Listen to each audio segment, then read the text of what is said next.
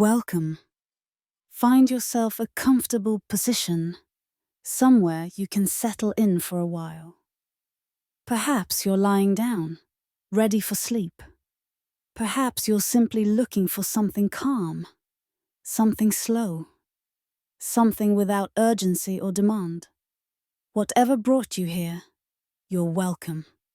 Tonight, we're going to follow a very long journey, not across continents or through battles, but through something much quieter, much slower. We're going to follow wool, from the back of a sheep through many patient hands until it becomes cloth. This is a story without hurry, without urgency, without drama or conflict. In medieval times, most things took longer than we can imagine now. And wool, which clothed nearly everyone from the poorest peasant to the wealthiest noble, took perhaps the longest of all. Every thread required time. Every piece of fabric held within it months, sometimes years, of slow, careful work. The journey we're about to take together will move at the pace of medieval life itself. Steady, methodical, patient. We will not rush through any step, because rushing was not possible then. We will linger over details, over processes, over the small repetitive tasks that filled hours and days and weeks. There is something soothing in this slowness, something peaceful in understanding work that cannot be hurried. So settle back. Let your breathing slow to match the pace of what we'll explore. Let your mind release whatever urgencies pressed upon it today. Let yourself sink into a time when the turning of a spinning wheel, the thunk of a loom's beater, the gentle scratch of wool cards were the soundtrack of daily life. We'll begin at the very beginning, in the spring pastures where the sheep graze, as they had for thousands of years before, and would for thousands of years after. The medieval year turned with the seasons, and the sheep turned with it. They were creatures of rhythm, of cycle, of the slow passage of time marked not by clocks but by the length of days and the warmth of the sun. In the spring, when the days grew longer and the grass pushed green through the winter brown fields, the sheep began to grow their fleeces thick and full. They grazed in the common lands, in the meadows that belonged to the manor, moving slowly across hillsides that had known their kind for generations beyond counting. These were not the quick-moving, nervous sheep we might imagine. Medieval sheep were smaller, sturdier, moving with a deliberate pace across the land. A shepherd knew each sheep, not always by name, though some had names, simple names often. Whitey, for a sheep with particularly pale wool. Spot, for one with a dark patch. Wanderer, for one that liked to stray. But named or not, the shepherd knew them. The way this one walked with a slight limp from an old injury. The way that one always stayed at the edge of the flock. The pattern of another's fleece. The small swirl of wool on its forehead that marked it as different from all others. The shepherd moved with them through the warming days, staff in hand, perhaps a dog at their side. Often the shepherd was young, a boy or girl of 10 or 12 years, old enough to be trusted with this important work, but not yet old enough for the heavier labor of farming. Or sometimes the shepherd was old, past the age of hard physical work, but still capable of the walking, the watching, the slow patient care that shepherding required. The work was mostly waiting. Watching for lambs in the birthing season, those wobbly-legged creatures that came in the spring, adding to the flock. Watching for illness, for the signs that a sheep was unwell, a sheep that stood apart from the others, that didn't graze, that moved differently. watching for strays, for the sheep that wandered toward the edge of the common land, toward danger, toward places where they shouldn't be, and always the slow walking across familiar ground. The same hills, the same meadows, the same paths worn into the earth by countless hooves over countless seasons.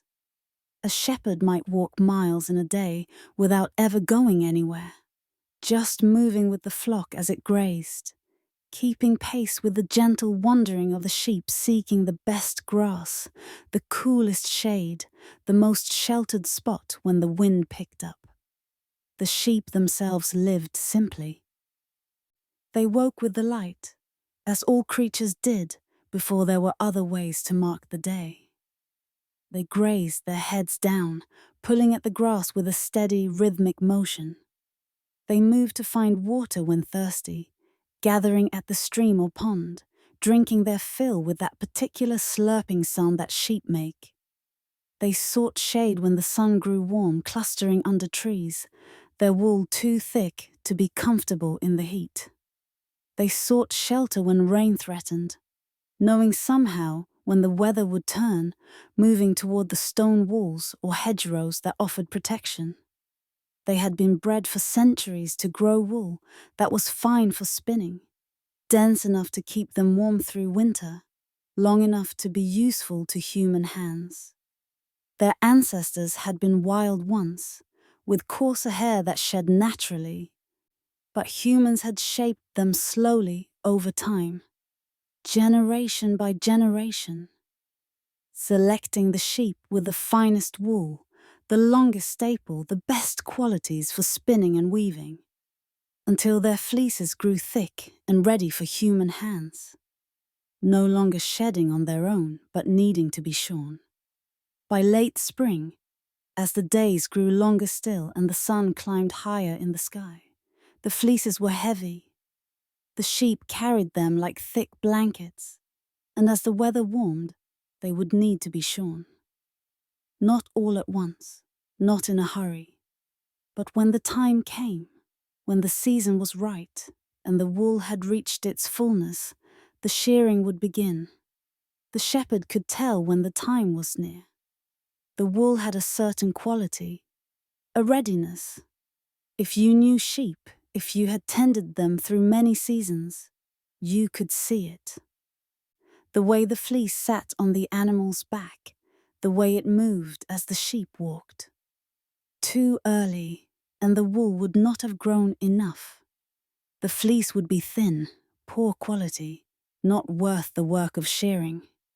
Too late, and the summer heat would make the sheep uncomfortable, miserable in their heavy coats. And bits of the fleece might be lost to brambles and branches as the sheep sought cool places to rest, rubbing against rough bark to relieve the itching of too thick wool in too warm weather. There was a window, a particular time, different in each place and each year depending on the weather, when the shearing must be done. After the last cold snaps of spring, when there was no more risk of frost, no danger that newly shorn sheep would freeze. But before the heat of true summer, before the sheep became uncomfortable, before the quality of the wool began to suffer. And so, when the moment was right, word would go through the manor. The shearing would take place. People would gather. Children would be told to help, to watch, to learn. Neighbors would come, knowing that their help would be returned when their own sheep needed shearing. It was the beginning of the wool year, the first step in a journey that would take many months to complete. And the long journey of the wool would truly begin. Shearing day was not done alone. It could not be done alone. It was work that required many hands, and so people came together for it. The shepherd, of course, who knew the flock best. The manor's folk who worked with wool, who would take the fleeces and process them. Perhaps neighbors who would help, knowing they would be helped in turn when their own sheep needed shearing. It was one of the communal works that marked the agricultural year, one of the times when individual effort gave way to collective labor. The preparations began the day before, or even earlier. The shearing area needed to be ready. Often this was a barn, its floor swept clean so no dirt would contaminate the fleeces. Or sometimes it was a sheltered yard, with good light from the sun, important for seeing the work clearly. The shearing boards, flat surfaces where the work would be done, needed to be set up. The shears needed to be sharpened, each blade honed until it could slice cleanly through the thick wool. The sheep were brought in from the pasture, often the evening before, kept in a pen near the shearing area. They sensed something different was happening. The change in routine, the gathering of people, the activity all around them. Some became nervous, their usual calm disrupted. Others remained placid, accepting whatever was to come with the resignation that sheep seem to have about most things.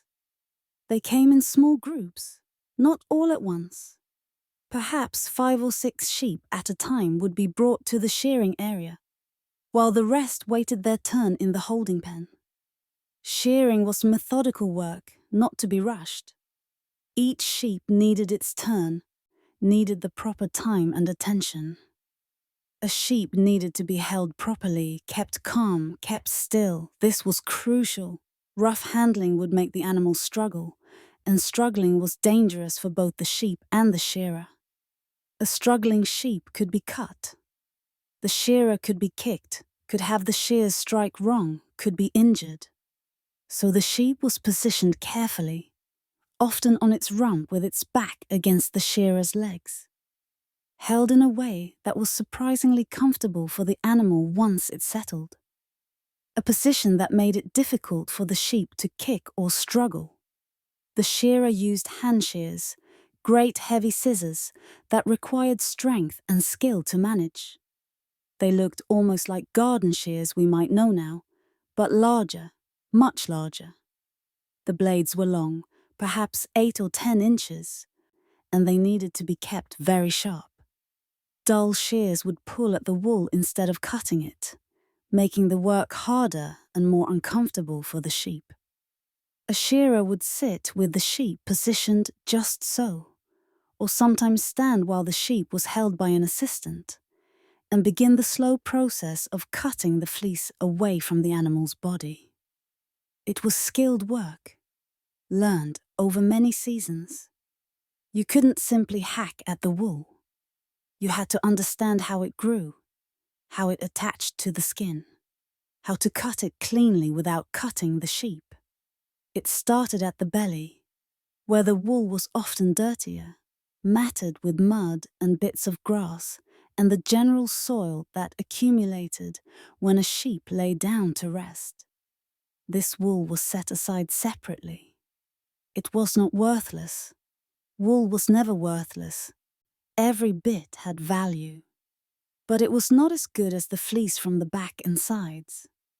It would be used for different purposes: coarser cloth, stuffing, things where quality mattered less.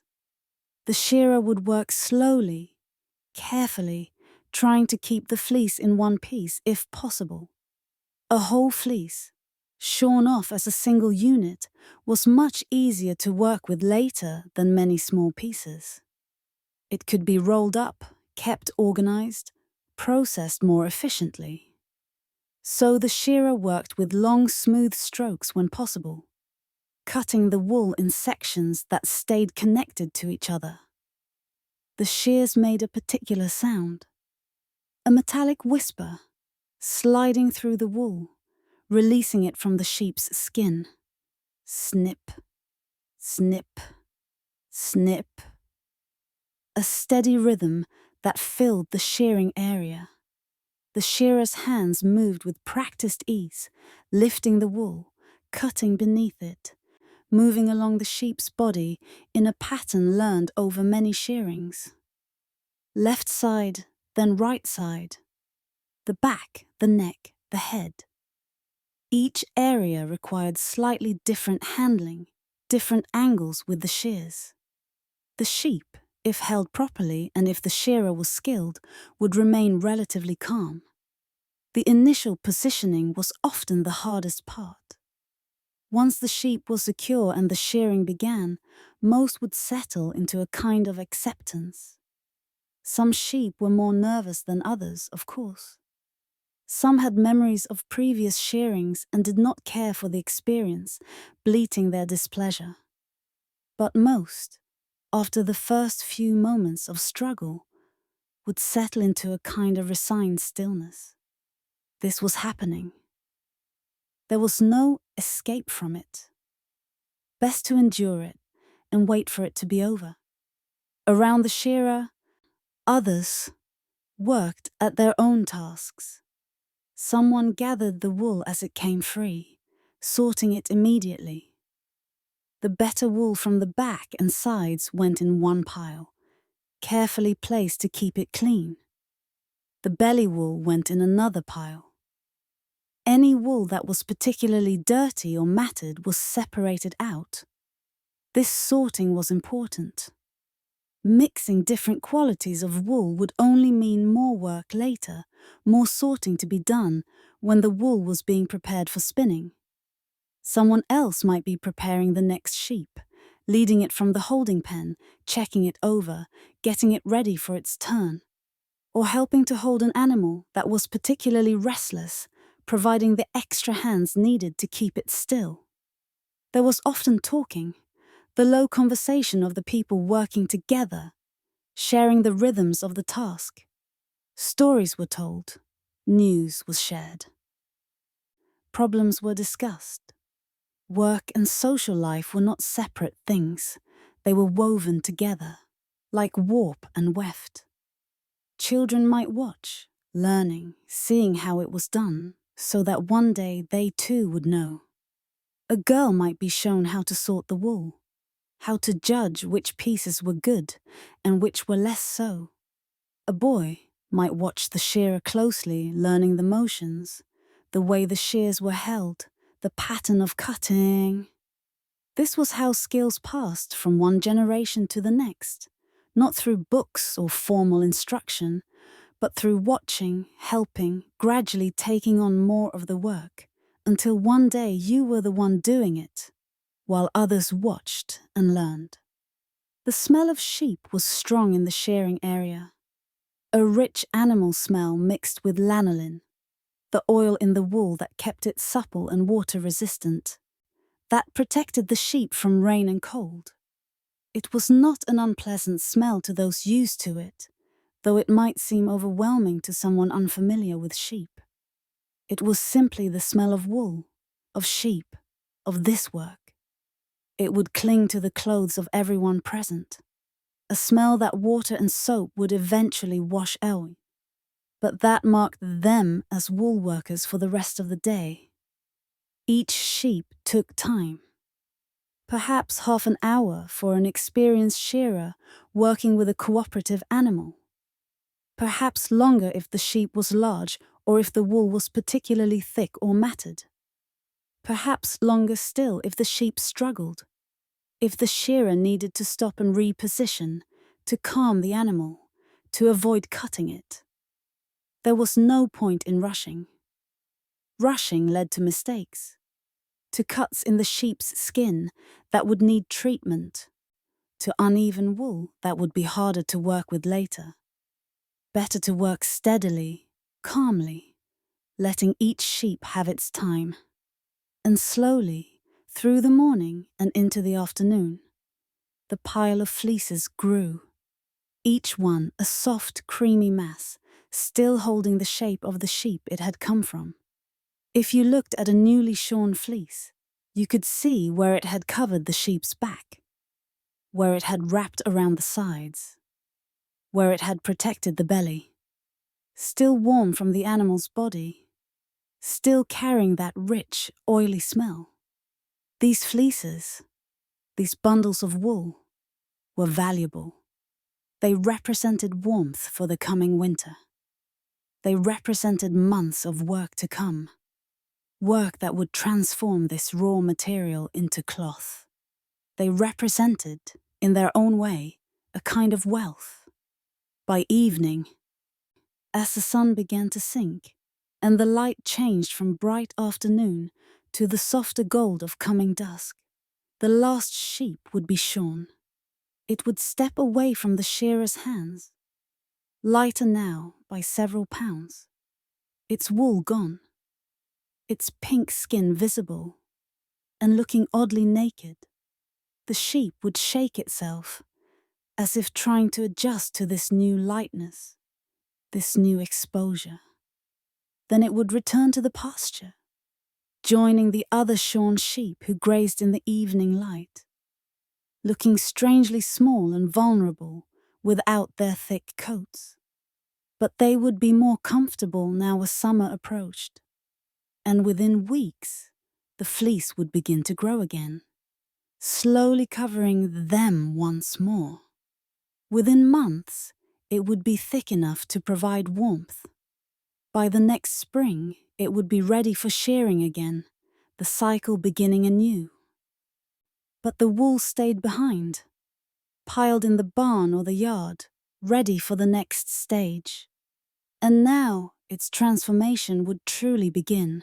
Raw wool, fresh from the sheep, was not ready to become anything yet. If you touched it, you would understand immediately why washing was necessary. It was dirty. It was oily. It was matted with bits of grass, small twigs, sometimes burrs or seeds that had caught in the fleece while the sheep grazed. The lanolin that protected the wool on the sheep's back made it feel greasy, almost unpleasant to handle. Before anything else could happen, before the wool could begin its journey toward becoming cloth, it needed to be washed. This was not a quick task. You could not simply dunk the wool in water and consider it done. Wool was washed in stages, each washing removing more of the dirt and some of the lanolin, but not all. This was a delicate balance. Too much washing would strip away too much lanolin, making the wool dry and difficult to work with. The fibers would become brittle, harder to spin, more likely to break. Too little washing, and the wool would remain too dirty and greasy for spinning. The dirt would interfere with the fibers, and the excess oil would make the wool slippery, hard to control. The washing typically began a day or two after shearing, once the fleeces had been sorted and any obviously contaminated sections removed. The wool was carried to where the washing would take place. If there was a stream nearby, that was ideal. Fresh running water and lots of it. But often the washing was done in large tubs or vats near the house or barn, with water carried from the well or stream. The wool was placed in large tubs or vats of water. Warm water was best, as it helped loosen the dirt and oils more effectively than cold water, but not hot water. This was crucial. Hot water could felt the wool, causing the fibers to mat together in a way that would make them impossible to separate for spinning. The wool would become a dense, compressed mass useless for its intended purpose. So the water was warm, pleasantly so, if you dipped your hand in it, but not hot. The kind of warmth that was comfortable, that made the work more pleasant on cool spring mornings. Sometimes the water was just water, pure and simple. Sometimes it was mixed with a mild soap, made from wood, ash, lye, and animal fat. A harsh but effective cleanser that had been used for centuries. The soap helped cut through the grease, helped lift the dirt from the fibers. But it had to be used carefully, in the right amounts.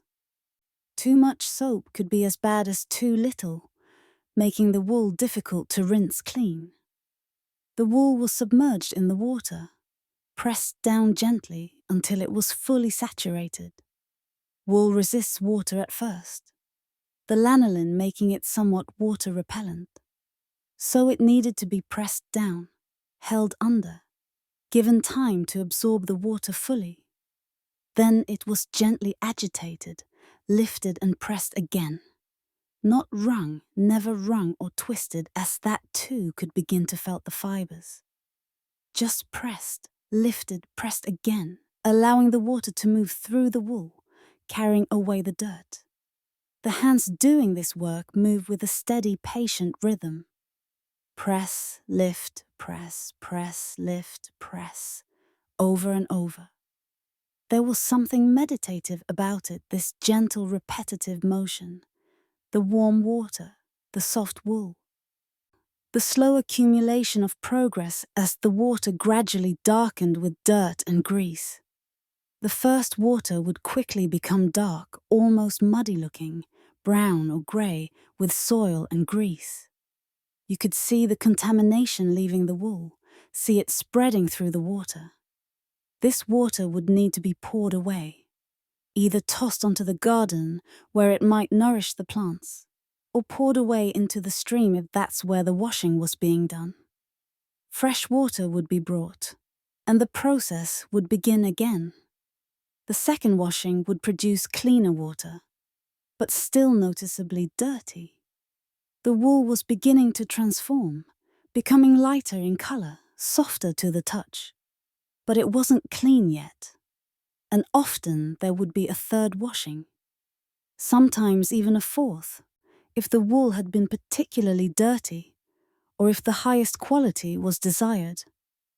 Each washing followed the same pattern. Submerge the wool, let it soak for a time. Press and agitate it gently. Lift it out. Pour away the dirty water. Begin again with fresh water. The rhythm of the work, the repetition, the patient persistence required to do it properly. This was work often done by women and children, standing around the washing vats, their arms wet to the elbows, their backs bent over the work. It was social work, done together, making the labor lighter through company. With several people working together, the wool could be washed more quickly, the heavy wet masses lifted more easily, the work distributed. They might talk as they worked, sharing news, discussing problems, making plans. They might sing old songs passed down through generations, songs that matched the rhythm of the work. Songs about wool, about sheep, about daily life. Songs that had been sung by their grandmothers and their grandmothers' grandmothers. Songs that would be sung by their granddaughters in turn. The washing might take a full day or more, depending on how much wool needed to be cleaned. A full shearing from a small flock could mean many fleeces, many hours of washing. But the work could be spread out, done in stages if necessary. Some wool washed today, more tomorrow, more the day after. The pace could be adjusted to fit with the other demands of life, the other work that needed doing. Between washings, the wool was lifted from the water and allowed to drain. It was heavy with water, much heavier than when dry. The water dripped from it in steady streams, running back into the vat or onto the ground. It would be spread on frames, wooden structures with slats or mesh that allowed the water to drain away while keeping the wool off the ground. Or laid out on clean grass, if the weather was good and the grass was thick enough to keep the wool clean. Slowly, slowly, through these repeated washings, the wool transformed. From the greasy, dirty mass it had been when first shorn, it became something cleaner, lighter, ready for the next day's stage. The natural cream or white color of the wool became more visible. The fibers began to separate more easily, no longer matted together with dirt and excess oil. After the final washing, the wool was spread to dry completely. This could take days depending on the weather. If the sun was strong and the air was dry, the wool would dry more quickly. But it needed to be turned, moved, prevented from drying in clumps. The women tending the drying wool would come out periodically through the day, lifting sections of wool, turning them over, separating clumps that had begun to stick together, spreading everything out again. If the weather was damp, the drying took longer. In wet climates or during rainy seasons, the wool might take many days to dry fully, and care had to be taken that the wool did not mildew, that it did not begin to develop that musty smell of rot that would contaminate the fibers. If rain threatened, the wool would need to be gathered up quickly, brought under cover, spread out again when the weather cleared. The women who tended the drying wool would check it often, running their hands through it, feeling for moisture. Damp wool felt heavy, cool, slightly sticky. Dry wool felt lighter than air, soft and almost weightless, the individual fibers separating easily under the fingers, springing back when compressed. When the wool was fully dry, when every section had been checked and found ready, then, and only then, was it ready for the next step. The clean, dry wool would be gathered up gently, placed in baskets or bags, stored in a dry place until the next stage of processing could begin. It looked so different now from the greasy fleeces that had come off the sheep's backs. Cleaner, lighter, softer, but still recognizable as wool, still carrying that faint sheep smell that no amount of washing could entirely remove. And the next step would be teasing and carding, the work of preparing the fibers for spinning. Dry wool, even clean dry wool, was still not ready for spinning. If you took a handful and tried to spin it directly, you would quickly discover why. The fibers were tangled, compressed from being on the sheep's back for months, from being washed and dried. They were oriented in random directions. Some long fibers mixed with short ones, sections that were more matted, mixed with sections that were more open. They needed to be opened, aligned, prepared. This was the work of teasing and carding, and it was painstaking, patient work that could not be rushed. Teasing came first. This was the simplest process, requiring no tools, just hands and patience. A woman would sit, perhaps in the doorway of her house where the light was good, or under a tree on a pleasant day, with a basket of washed wool beside her. She would take handfuls of wool and pull them gently apart, separating the fibers, opening up the compressed masses, working them between her fingers until they were lighter, fluffier, more separated. It was work that required a gentle touch. Pull too hard, and the fibers would break, creating more short fibers that would make the spinning more difficult. Pull too gently, and the wool would not open properly, would remain compressed and tangled. The right touch was something learned through experience, through hours and days of doing this work, until your hands knew instinctively how much force to use. As the woman teased the wool, she was also removing any remaining bits of vegetable matter that had survived the washing. Small pieces of grass or hay, tiny twigs, the occasional burr that had been too embedded to wash out. These were picked out carefully and discarded.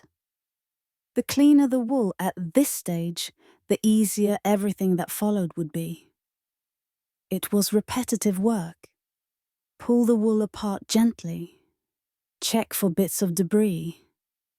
Remove anything that doesn't belong. Place the teased wool in another basket. Take another handful. Begin again. Pull, check, place. Pull, check, place. Again and again and again. A rhythm that could continue for hours, for days, until all the wool from the washing was teased. but it was also meditative work in its way. The hands moved automatically after a while, knowing what to do without conscious thought. The mind could wander or focus on other things. Conversations could be had while teasing wool. Stories could be told or listened to. Songs could be sung. It was work that fit into the rhythms of daily life, that could be done while keeping an eye on children playing nibs, while listening for a pot on the fire, while being present for whatever else needed attention. Children learned this work early. Small hands were good for teasing, being nimble and gentle. A girl of 5 or 6 might start helping with this task, sitting beside her mother or grandmother, learning the motions, gradually taking on more of the work. It was work that could be done while sitting, while listening to the adults talk, while learning the stories and knowledge that were passed down through conversation. A skilled teaser could prepare a surprising amount of wool in a day. Perhaps several pounds, the wool becoming lighter and fluffier, easier to work with in the next stage. But more often, teasing was done in smaller amounts, an hour here, an hour there, fitting between all the other work that filled a household's days. The basket of washed wool would slowly diminish. The basket of teased wool would slowly grow. And when enough had been teased, the next stage could begin. After teasing came carding, and this required tools. Wool cards were wooden paddles, usually rectangular, about the size of a large hand. Each card was covered with a piece of leather, or sometimes canvas. And into this covering dozens, sometimes hundreds, of small wire teeth had been set. The teeth were bent at an angle, all facing the same direction, creating a surface that looked somewhat like a very fine brush or comb. Cards always came in pairs, and they worked together. They were essential tools for anyone who worked with wool, valuable enough to be carefully maintained, the teeth straightened if they bent, the leather replaced when it wore out. A good pair of cards might last for years, passed down from mother to daughter, used to prepare countless pounds of wool. The process of carding was methodical. A small amount of teased wool would be placed on one card, spread across the teeth. Not too much, a handful or less. Too much wool and the cards couldn't do their work properly. The wool was draped across the surface, caught lightly in the wire teeth. Then the second card would be drawn across it, the teeth catching the wool fibers and pulling them, aligning them, straightening them. The motion was always the same, one card moving across the other in a long, smooth stroke. The teeth of one card passing through the teeth of the other, with the wool caught between being pulled and aligned by the motion. The sound of carding was distinctive. A soft scratching, tooth catching against tooth with the wool between is not harsh, but clear and present. It was a sound that filled rooms where women worked. A constant, gentle scratching that meant progress, that meant the wool was becoming what it needed to be. After one stroke, the wool would be transferred to the other card.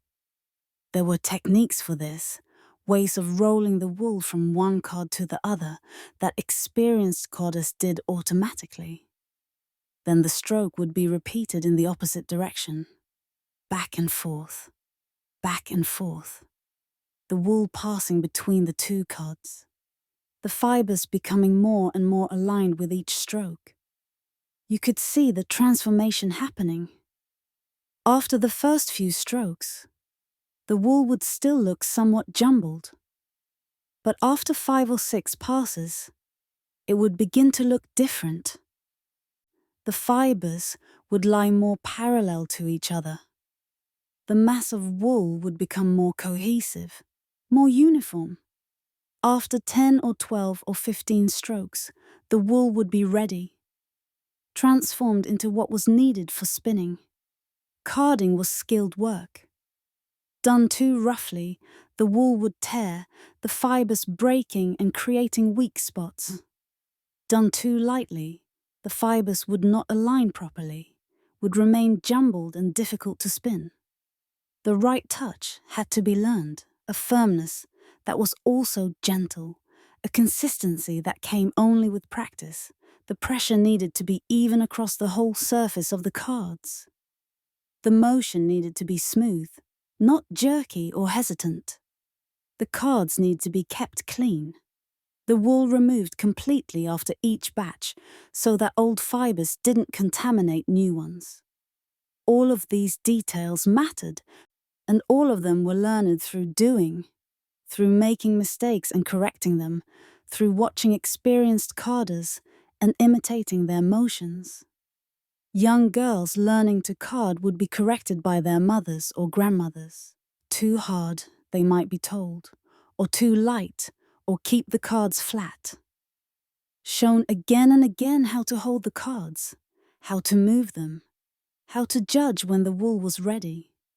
It might take months or even years before a young girl could card wool as well as an experienced woman, before her hands learned the right pressure, the right rhythm. When the wool had been carded enough, it would be removed from the cards as a rug.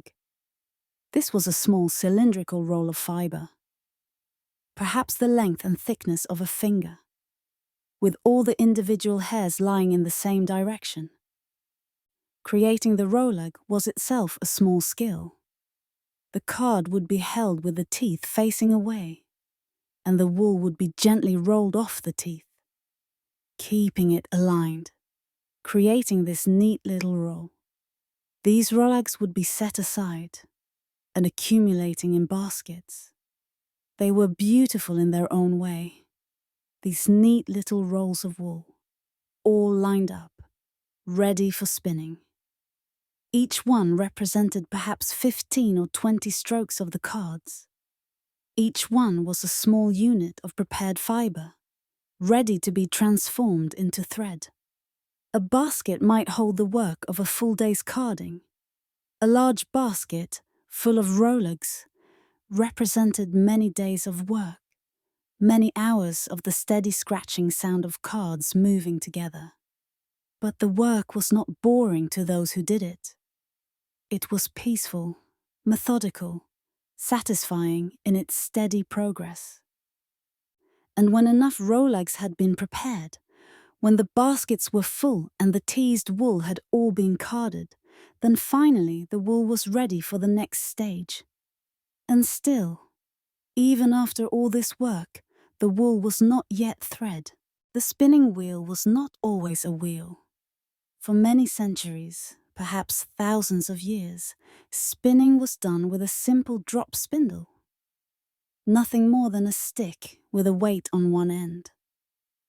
The drop spindle was portable, could be used while walking or standing, could be picked up and put down easily. Many people still use drop spindles in medieval times, carrying them in pockets or hanging from belts, spinning whenever there was a spare moment. But increasingly, especially in the later medieval period, the spinning wheel was becoming common.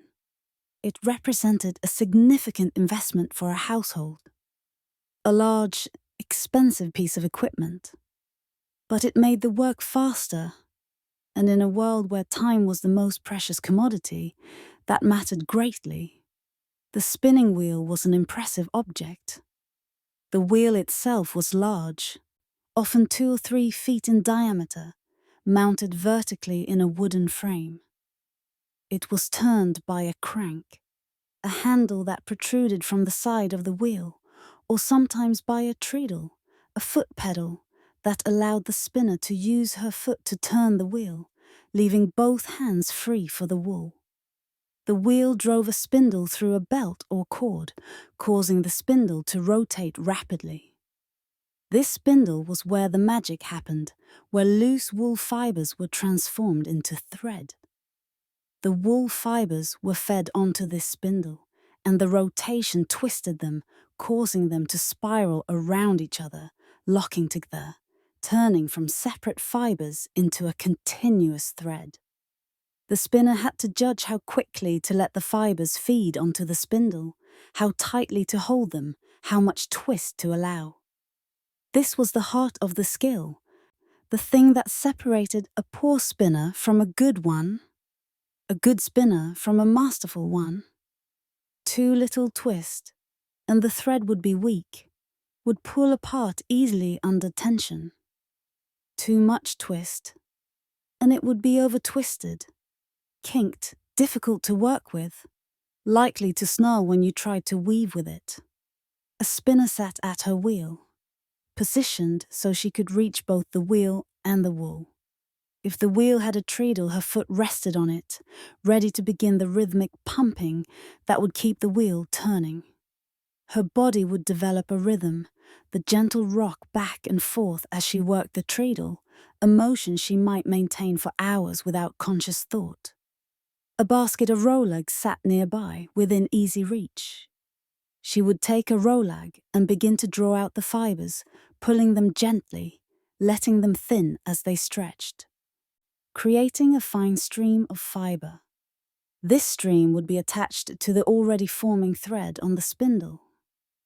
And as the wheel turned, the twist would travel up the fiber stream, turning it into new thread. Her hands moved constantly, both of them working together in a dance of practiced motion. One hand managed the fiber, pulling it out from the rolag, controlling how much fiber was released. The other hand controlled the tension, keeping the thread at the right tautness, guiding it onto the spindle in an even layer. Both hands working together, coordinated perfectly, while her foot maintained the steady rhythm of the treadle. The wheel hummed as it turned, a low, steady sound. The sound of the treadle creaking slightly with each depression, the soft whisper of the thread forming. These were the sounds of thread being made. Sounds that had filled countless houses on countless evenings for generations. Spinning was often done in company. In the evenings, when the day's other work was done, women would bring their wheels to each other's houses, or gather in a common space and spin together.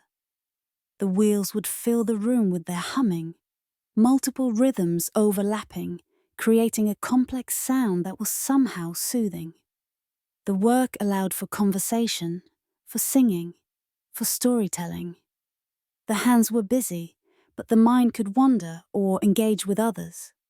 Some of the patterns of medieval life were shaped around spinning, the time when women gathered to spin, sharing news, arranging marriages, settling disputes, maintaining the bonds of community. Spinning circles were social occasions as much as work sessions. Young girls would watch, learning, seeing how it was done, how the hands moved, how the wheel was controlled. Eventually, they would try it themselves, with a patient older woman guiding them, correcting their grip, their tension, their speed. Learning to spin took time. A young girl might spend years practicing before she could spin thread that was good enough for fine cloth. The thread that came from the wheel was not perfect. Even a skilled spinner produced thread that varied slightly in thickness. A bit thicker here, a bit thinner there. This was expected. This was normal. Perfect, machine-even thread would not exist for many centuries yet, and no one expected it. But a skilled spinner could make thread that was remarkably consistent, that varied only slightly, that would weave into good quality cloth. The difference between acceptable thread and excellent thread might seem small, but it mattered. Excellent thread meant better cloth. Cloth that would sell for higher prices, cloth that would wear better and last longer. As the thread was spun, it was wound onto a bobbin or into a ball, slowly accumulating. The bobbin would be mounted on the spindle, and as the thread formed, it would wrap around the bobbin in neat layers. When one bobbin was full, it would be removed and replaced with an empty one, and the spinning would continue. The amount of thread that could be spun in a day varied greatly depending on the skill of the spinner and the fineness of the thread being made. Coarse thread for rough cloth could be spun relatively quickly. A skilled spinner might produce several hanks in a day, enough thread for several yards of cloth. Fine thread for better cloth took much longer, as the fibers had to be drawn out more carefully, twisted more precisely, controlled more exactly. Fine thread might take 2 or 3 times as long to spin as coarser thread, or even longer. Some women spun all day, every day. It was their primary work, their contribution to the household economy. They might be widows, or women whose children were grown, or women whose household circumstances allowed them to focus on this single task. They became expert spinners, their thread sought after, their skills valued, others spun in the margins of time, an hour here, an hour there, fitting it between cooking and caring for children and all the other work that filled their days. The wheel was always there, waiting. When there was time, when there was a moment to sit, thread was made. An hour in the evening after the children were asleep. Half an hour in the afternoon while the bread was rising. These small increments of time accumulated into significant amounts of thread over weeks and months. It took a great deal of spun thread to make cloth. To weave even a small piece of fabric, perhaps a yard long and a yard wide, required hundreds of yards of thread. A full garment might require 1,000 yards or more. A large piece of fabric, like a blanket or a cloak, might require thousands of yards. And so the spinning continued, day after day, week after week, month after month. Baskets of rowlegs slowly diminishing, balls and bobbins of thread slowly growing.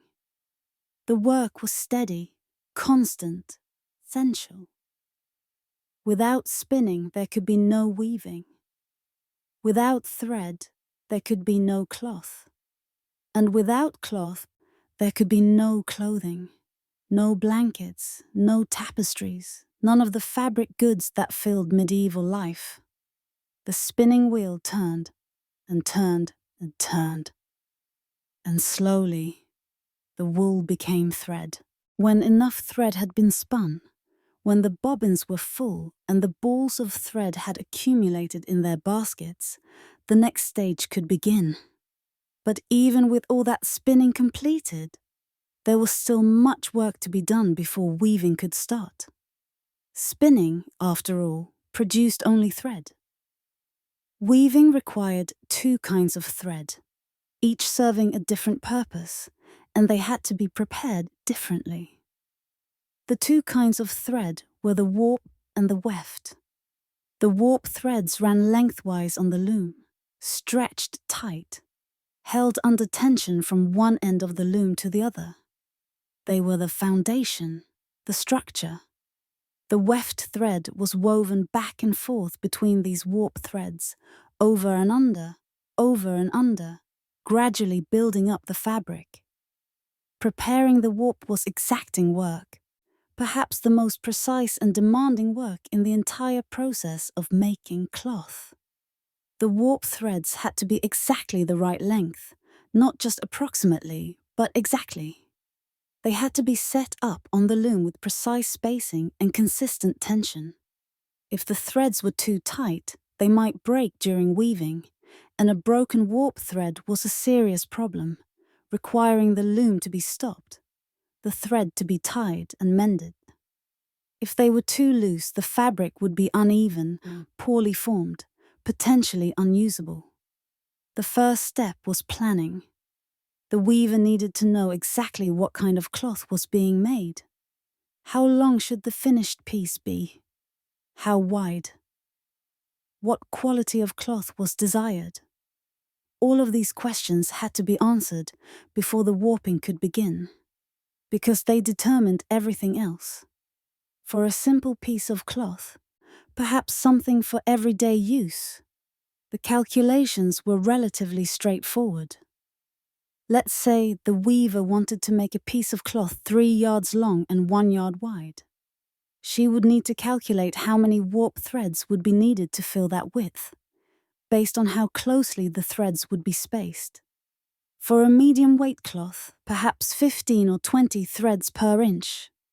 For a yard-wide cloth, that meant perhaps 500 to 700 warp threads, all running the length of the cloth, and each thread had to be longer than the finished cloth would be. The weaving process used up some length. The threads couldn't be woven all the way to their ends, and there had to be extra length for tying onto the loom. So, for a 3-yard finished cloth, the warp threads might need to be 4 yards long, or even more. 500 threads, each 4 yards long. 2,000 yards of thread, just for the warp. And that was for a relatively modest piece of cloth. A wider piece, a longer piece, would require proportionally more. The numbers accumulated quickly, showing why so much spinning was necessary. The threads were measured using a warping board, a rectangular frame with pegs set at specific distances. The warping board might be 6 feet long, with pegs every few inches along the sides. The weaver would tie the thread to one peg, then wind it around the others in a specific pattern, back and forth, zigzagging across the board, until the thread had been measured to the correct length. The pattern of winding created what was called a cross, a place where the threads passed over and under each other in a specific order. This cross was crucial. It kept the threads in order, prevented them from tangling, maintained the sequence that would be needed when the threads were put on the loom.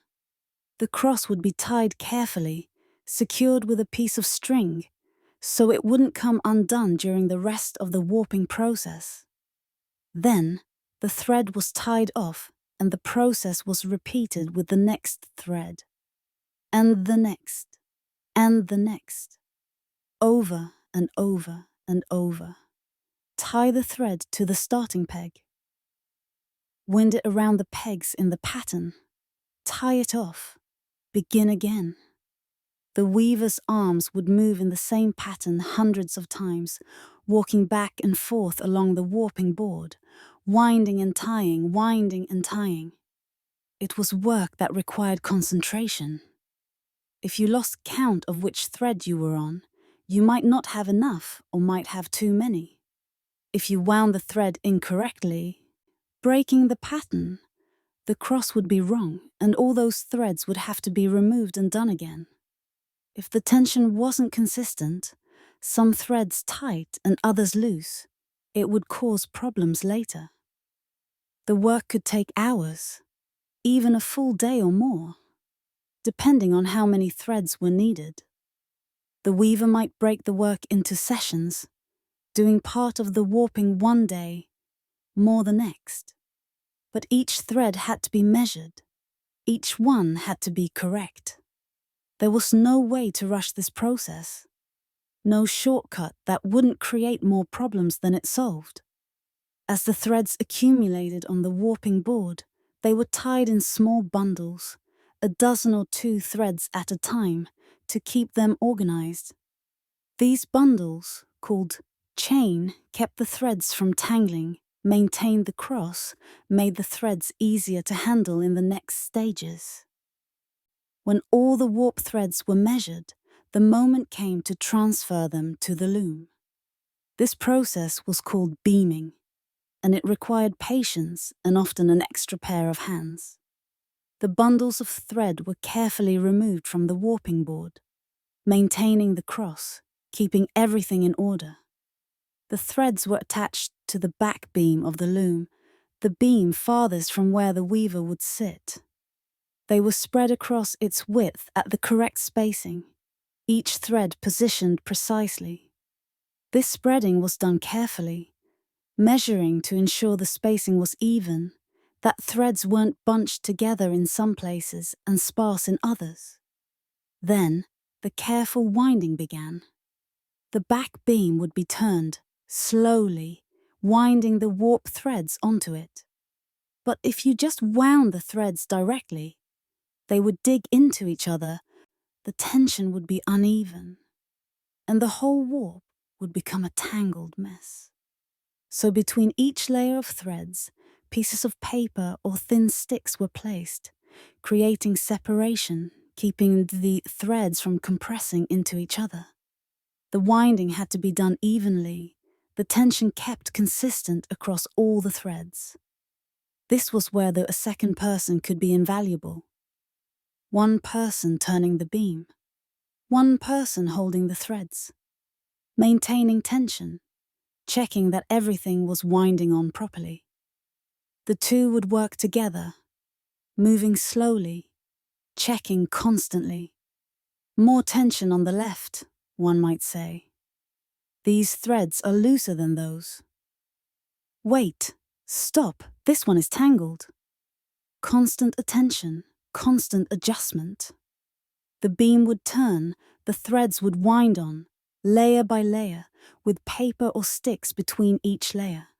The bundle of threads would gradually diminish as they wound onto the beam. The beam would gradually fill with precisely wound thread, all at the same tension, all properly separated. This process might take several hours. Rush it and you'd have problems. Uneven tension that would show in the finished cloth. Threads that would break during weaving because they were stressed incorrectly. Better to work slowly, checking constantly, getting it right. Once the warp was beamed onto the back of the loom, it had to be threaded through the heddles and the reed.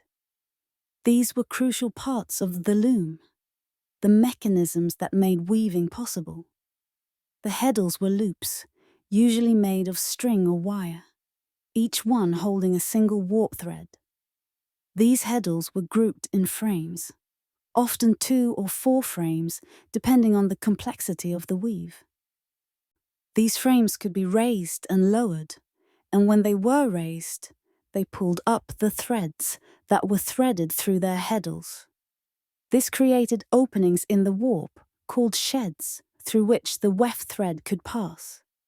Threading the heddles was done one thread at a time.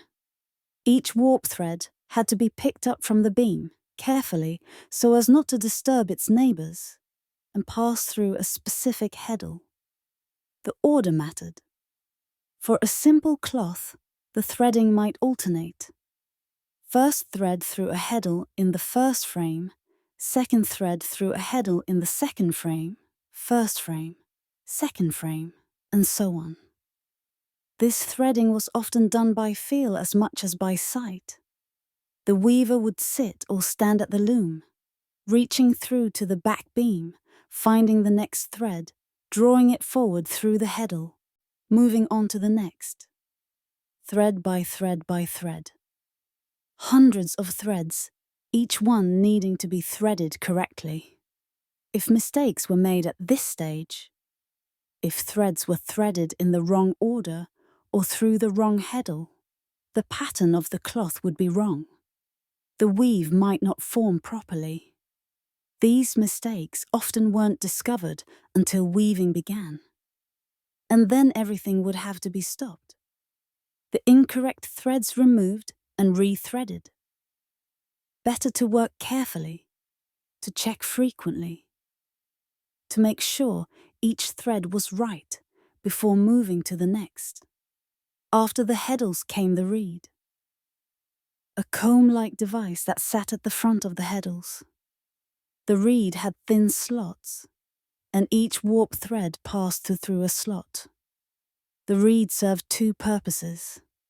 It maintained the spacing of the warp threads, keeping them at the correct distance from each other. And it was used to beat the weft thread into place, packing each new row tightly against the previous one. Threading through the reed was similar to threading the heddles. Each thread had to be picked up and passed through its designated slot. The order had to be correct. The spacing had to be even. Thread by thread, working across the width of the warp until all the threads had been passed through. Finally, the warp threads were tied to the front beam, the beam closest to where the weaver would sit. They were tied in small bundles, with careful attention to maintaining even tension. Each bundle needed to be tied with the same tightness so that all the threads would be under the same tension during weaving. A weaver might spend an entire day, or even several days, just warping the loom, measuring the threads, beaming them on, threading them through heddles and reed, tying them to the front beam, adjusting the tension. It was work that required concentration, that could not be done while distracted or tired. A mistake in warping could mean hours or days of wasted work, could ruin the whole piece of cloth. But when it was done, when every thread was in place, when the tension was right and everything was ready, the loom stood prepared. Hundreds of threads stretched across it, parallel to each other, held under perfect tension. Everything ready, everything waiting. Weaving was rhythm. It was pattern. It was the steady accumulation of thread, row by row transforming separate threads into unified fabric. Of all the stages in making cloth, weaving was perhaps the most visible, the most obviously productive. The cloth grew before your eyes, accumulating inch by inch, the result of the weaver's labor immediately apparent. The weaver sat at the loom, positioned on a bench or stool. The warp threads stretched out before her like the strings of some enormous instrument. Her feet rested on treadles, wooden pedals that sat on the floor, connected to the heddle frames by cords or ropes. By pressing different treadles, she could raise different sets of warp threads, creating the opening through which the weft thread would pass. The basic motion of weaving was deceptively simple. Press a treadle. Some warp threads would rise, others would stay down, creating an opening called a shed. Through this opening passed the shuttle, a small boat-shaped tool that held the bobbin of weft thread. The shuttle would slide from one side of the loom to the other, trailing the weft thread behind it, leaving a new thread lying across the warp. Then pull the beater, a comb-like tool attached to the reed, toward you. The beater would push the new weft thread firmly against the previous row, packing it tight, integrating it into the growing fabric. The beater made a satisfying thunk as it struck, a sound that would become the heartbeat of the weaving, the marker of progress. Then press a different treadle, changing which warp threads were raised. This opened a new shed, and the shuttle would pass back the other way. Pull the beater again. Thunk. Change the treadle. Pass the shuttle. Pull the beater. Thunk. Change the treadle. Pass the shuttle. Pull the beater. Thunk. Over and over and over. The rhythm of weaving. Feet pressing, hands throwing the shuttle across the warp, arms pulling the beater. Feet, hands, arms, again and again. A rhythm that became automatic, that your body learned and followed without conscious thought. The cloth grew slowly, one weft thread at a time. After an hour of weaving, perhaps you had made a few inches. After a full day, perhaps a foot or more. depending on the width of the cloth and the skill of the weaver. It might seem slow by modern standards, but to someone working at a medieval loom it was progress. Visible, tangible progress. Empty warp gradually becoming cloth. Weaving required attention, but not constant, intense concentration. The hands and feet learned the rhythm and followed it. The mind could wander slightly, though never entirely away from the work. You had to watch for problems.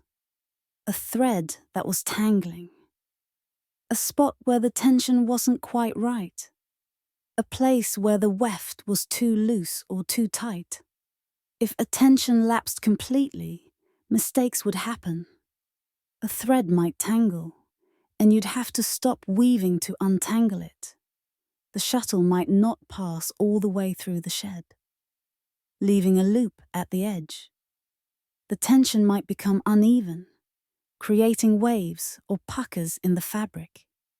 These mistakes had to be caught and corrected quickly before too much additional weaving was done on top of them. The sound of the loom filled the space where the weaver worked. The thunk of the beater, steady and rhythmic. The rattle of the heddles moving up and down as the treadles changed. The soft whisper of the shuttle passing through the shed. The creak of the wooden frame as it bore the tension of hundreds of threads. These were sounds that had filled workrooms for centuries, that would continue for centuries more. The soundtrack of cloth being made. Weaving was often done in relative silence, or with quiet conversation. Unlike spinning, which was often social, weaving required more attention. A weaver might work alone, or with one or two others in the same room, each at their own loom. There might be talk during breaks, or during the simple rhythmic sections of work. But the weaving itself demanded more focus than spinning. The weaving proceeded at a pace that might seem impossibly slow by modern standards. An experienced weaver working on a simple cloth might complete 2 or 3 yards in a day. A less experienced weaver might manage only 1 yard. And this was after all the preparation, after all the spinning and warping and threading. The actual weaving, which seemed like it should be the quick part, was still slow, still measured in days and weeks. For a more complex weave, with patterns or multiple colors, the work was even slower. The weaver had to pay attention to the pattern, checking constantly that the right threads were being raised, that the colors were being used in the right sequence. A patterned cloth might take twice as long to weave as a plain one, or even longer for very complex patterns. The cloth emerged from the loom gradually, accumulating on the cloth beam at the front. The weaver could see it growing, could check the quality as she worked, could notice if anything was wrong. If the weft was too loose, the cloth would be sleazy. That was the actual term, sleazy, thin and poor quality, with gaps between the threads. If the weft was too tight, the cloth would be stiff, dense, using more thread than necessary and creating a rigid fabric. The right tension had to be maintained throughout. Not too tight, not too loose, but just right. This judgment came from experience. A master weaver could maintain consistent tension almost automatically, her hands knowing just how firmly to throw the shuttle, just how hard to pull the beater. A novice weaver would struggle with this, the tension varying from row to row, creating uneven cloth. As the weaving continued, the weaver would periodically need to advance the warp. The woven cloth would accumulate on the front beam, and eventually there wouldn't be enough space to continue weaving comfortably. When this happened, the weaver would stop, carefully wind the finished cloth onto the front beam and release more unwoven warp from the back beam. This advancing had to be done carefully. The tension had to be maintained, all threads kept at the same tightness. If some threads were looser than others after advancing, it would show in the weaving. The cloth would be uneven, with some areas tighter and some looser. So the advancing was done with care, checking the tension across the width of the warp, adjusting as needed. It was another small task that interrupted the rhythm of weaving, but it was necessary. The loom could only hold so much finished cloth before it had to be wound on.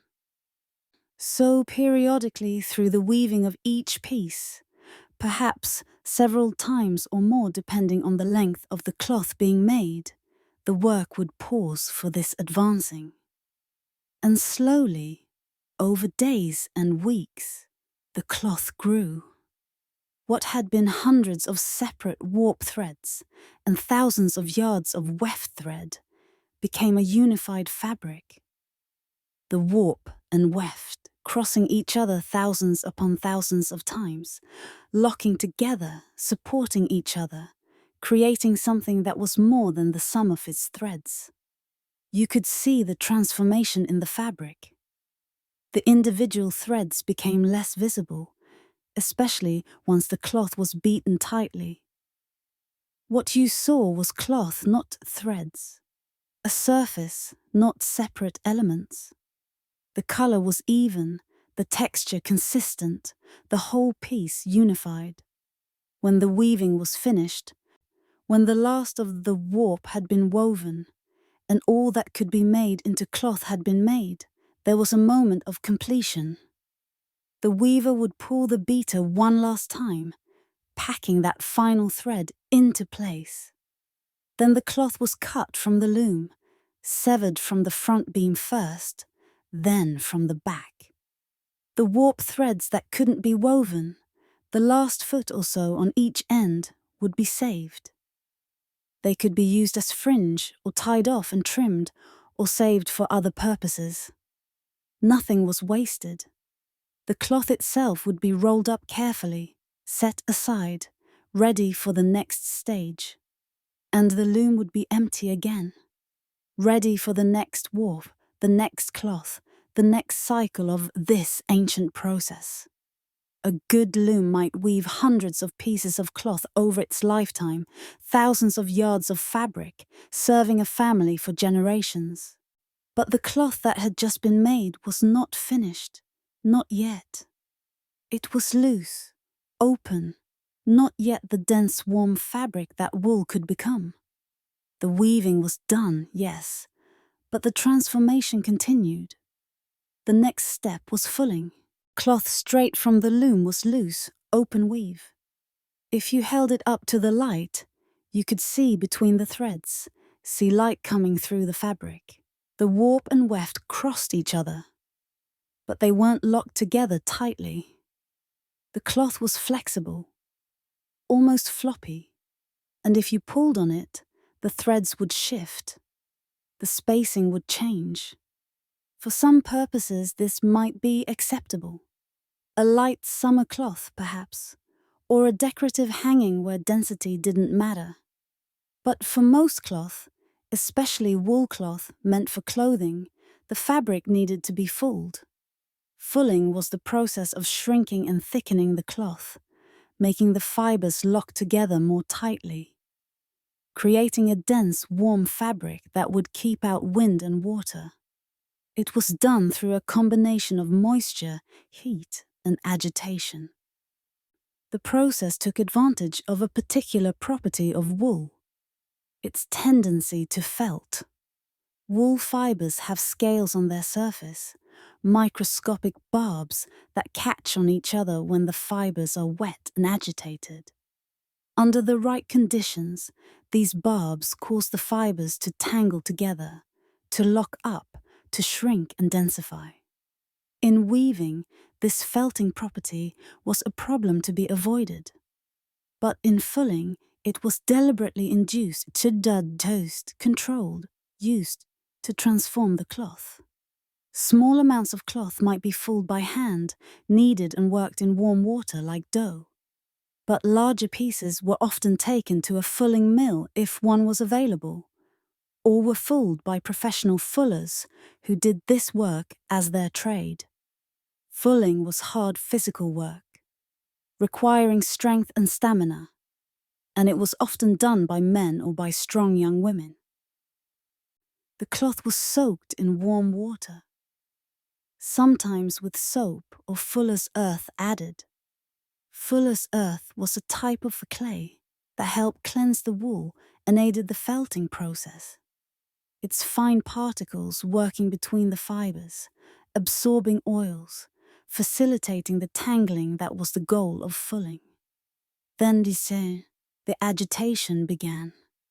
At a fulling mill, this was done by large wooden hammers, massive things that might weigh 50 pounds or more. These hammers were mounted on a frame connected to a water wheel, and as the wheel turned, the hammers would rise and fall, pounding the cloth rhythmically for hours. The sound of a fulling mill was distinctive, audible from a distance. The steady thump, thump, thump of the hammers. The splash of water as the cloth was periodically doused. The creak of the wheel and the machinery. It was loud work, constant noise, the kind that you got used to if you worked there, but that visitors found almost overwhelming. If fulling was done by hand, it was done by workers stamping on the cloth with their feet, walking back and forth across it in a large tub or trough. Or sometimes by kneading it with their hands, working the cloth like dough, twisting and pressing and folding it. This was exhausting work. Your legs would ache from the stamping. Your hands would be wrinkled and sore from the constant moisture. But it was work that paid reasonably well, because it was hard, and because it was skilled. The agitation caused the wool fibers to move, to shift, to catch on each other with those microscopic scales. Gradually, the individual threads became less distinct. The warp and weft began to merge, the fibers from one thread tangling with the fibers from neighboring threads. The fabric thickened, the threads drawing closer together, the spaces between them disappearing. And it shrank. This was perhaps the most dramatic change.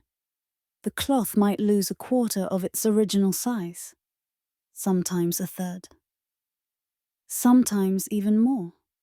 A piece of cloth that had measured 6 feet by 4 feet on the loom might emerge from fulling as 5 feet by 3 feet, or even smaller. This shrinkage had to be accounted for in the planning stages.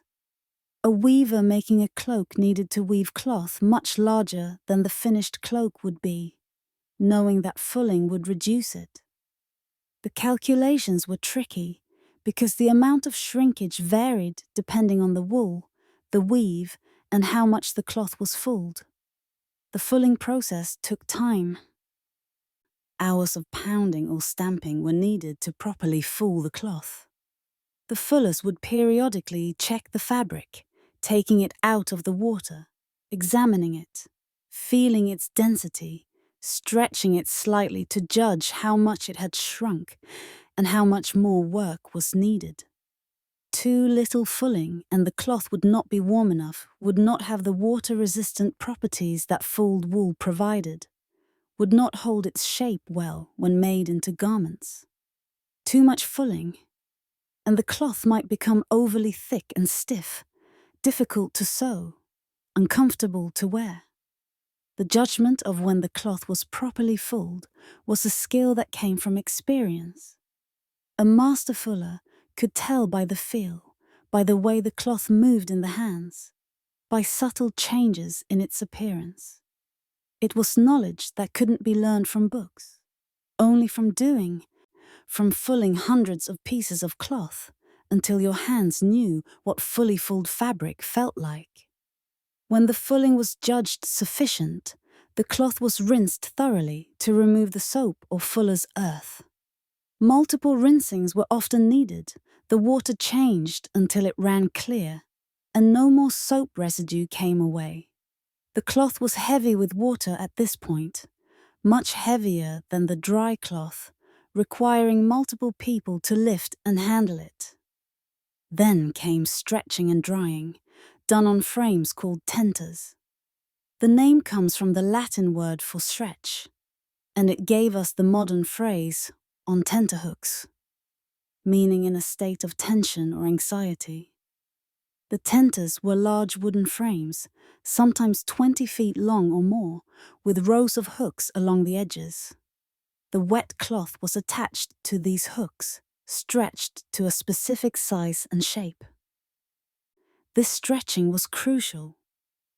As the cloth dried, it would try to shrink further, and the tenters held it to the dimensions it needed to be.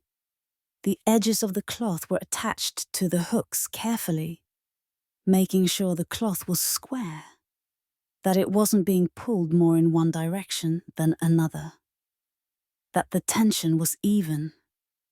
The hooks, the tenter hooks, had to be carefully positioned and repositioned as needed. The cloth would hang on the tenters for days, slowly drying in the air. In good weather, the tenters would be set up outside, the cloth drying in the sun and wind. In wet weather, they might be under shelter, the drying taking longer in the more humid air. The cloth was checked regularly, adjusted if necessary, protected from rain or excessive wind that might damage it. As it dried, the true transformation became apparent. The cloth became firmer, denser. The surface developed a slight fuzziness from the fibers that had been pulled out during falling. When you pressed on it, it had substance, body. It felt like real fabric now, not just threads loosely woven together. When it was finally dry, it would be taken down from the tenters. It was closer now to its final form, but there was still more to be done. The surface needed to be refined, finished, made smooth and even. The surface of fulled cloth was fuzzy, uneven. Fibers stuck out at random angles, some longer than others, creating a texture that was somewhat rough to the touch. For some purposes, this was acceptable. For rough work clothes, for blankets, for things where appearance mattered less than warmth, the cloth could be used as it was. But for better quality cloth, for cloth that would be made into nicer garments, for anything where appearance mattered, the surface needed to be refined. This refinement was done in 2 stages, raising and shearing. It seems counterintuitive at first. The goal was to make the cloth smooth. Yet the first step was to make it deliberately rougher, to pull up more fibers from the surface. But the process had a logic to it, a purpose that became clear when you understood what was being achieved. Raising, also called napping, was the process of deliberately roughening the surface of the cloth to pull up more fibers, creating a nap. By raising the nap first, more fibers would be available for shearing. When these raised fibers were later cut away, the surface would be more even, more uniform than if you simply sheared the cloth as it came from the fulling. Raising was done with teasels, the dried flower heads of a particular plant, Dipsacus fullinum. These were not just any teasels, but ones specifically cultivated for cloth finishing. They were harvested at the right stage of growth, dried carefully, selected for the right size and quality of hooks. The teasel heads were mounted on handles or on large frames, creating tools that looked something like enormous brushes. The hooks on the teasels were perfect for catching and pulling wool fibers, firm enough to grip but flexible enough that they wouldn't tear the fabric. No mat-made tool could match them. Wire brushes were too harsh, would tear the cloth. Combs were too rigid, couldn't do the delicate work that teasel could. The cloth was laid on a padded table, stretched flat but not under tension. The worker would draw the teasels across the surface using long, smooth strokes. The hooks would catch the fibers and pull them out from the surface, raising them up from the woven structure beneath. This was gentle work, requiring a light touch. Too much pressure, and the teasels would dig too deep, might tear the fabric itself. Too little pressure, and the nap would not be raised properly, the fibers remaining embedded in the cloth. The right touch had to be learned, practiced, refined over time. The worker would move systematically across the cloth, overlapping each stroke slightly, ensuring every inch of surface was raised. The motion was rhythmic, meditative. Draw the teasels across, lift, reposition, draw across again. The soft scraping sound of the teasel hooks catching fibers. The gradual transformation of the surface from relatively smooth to progressively fuzzier. As the work progressed, the cloth surface would become covered with raised fibers, creating a soft, fuzzy nap. The cloth would look almost hairy, the individual fibers standing up from the surface. If you ran your hand over it, it would feel soft, warmer than before. The raised fibers trapping air and creating insulation. The raising might be done once or multiple times, depending on the quality of cloth being finished. Each raising would pull up more fibers, creating a thicker nap. For the finest cloth, 3 or even 4 raisings might be done, each one followed by shearing, each round making the surface progressively finer. When the nap had been raised sufficiently, it was time for shearing. This was highly skilled work, requiring steady hands, good eyesight, and years of experience. The shears used for cloth were enormous, much larger than those used for shearing sheep.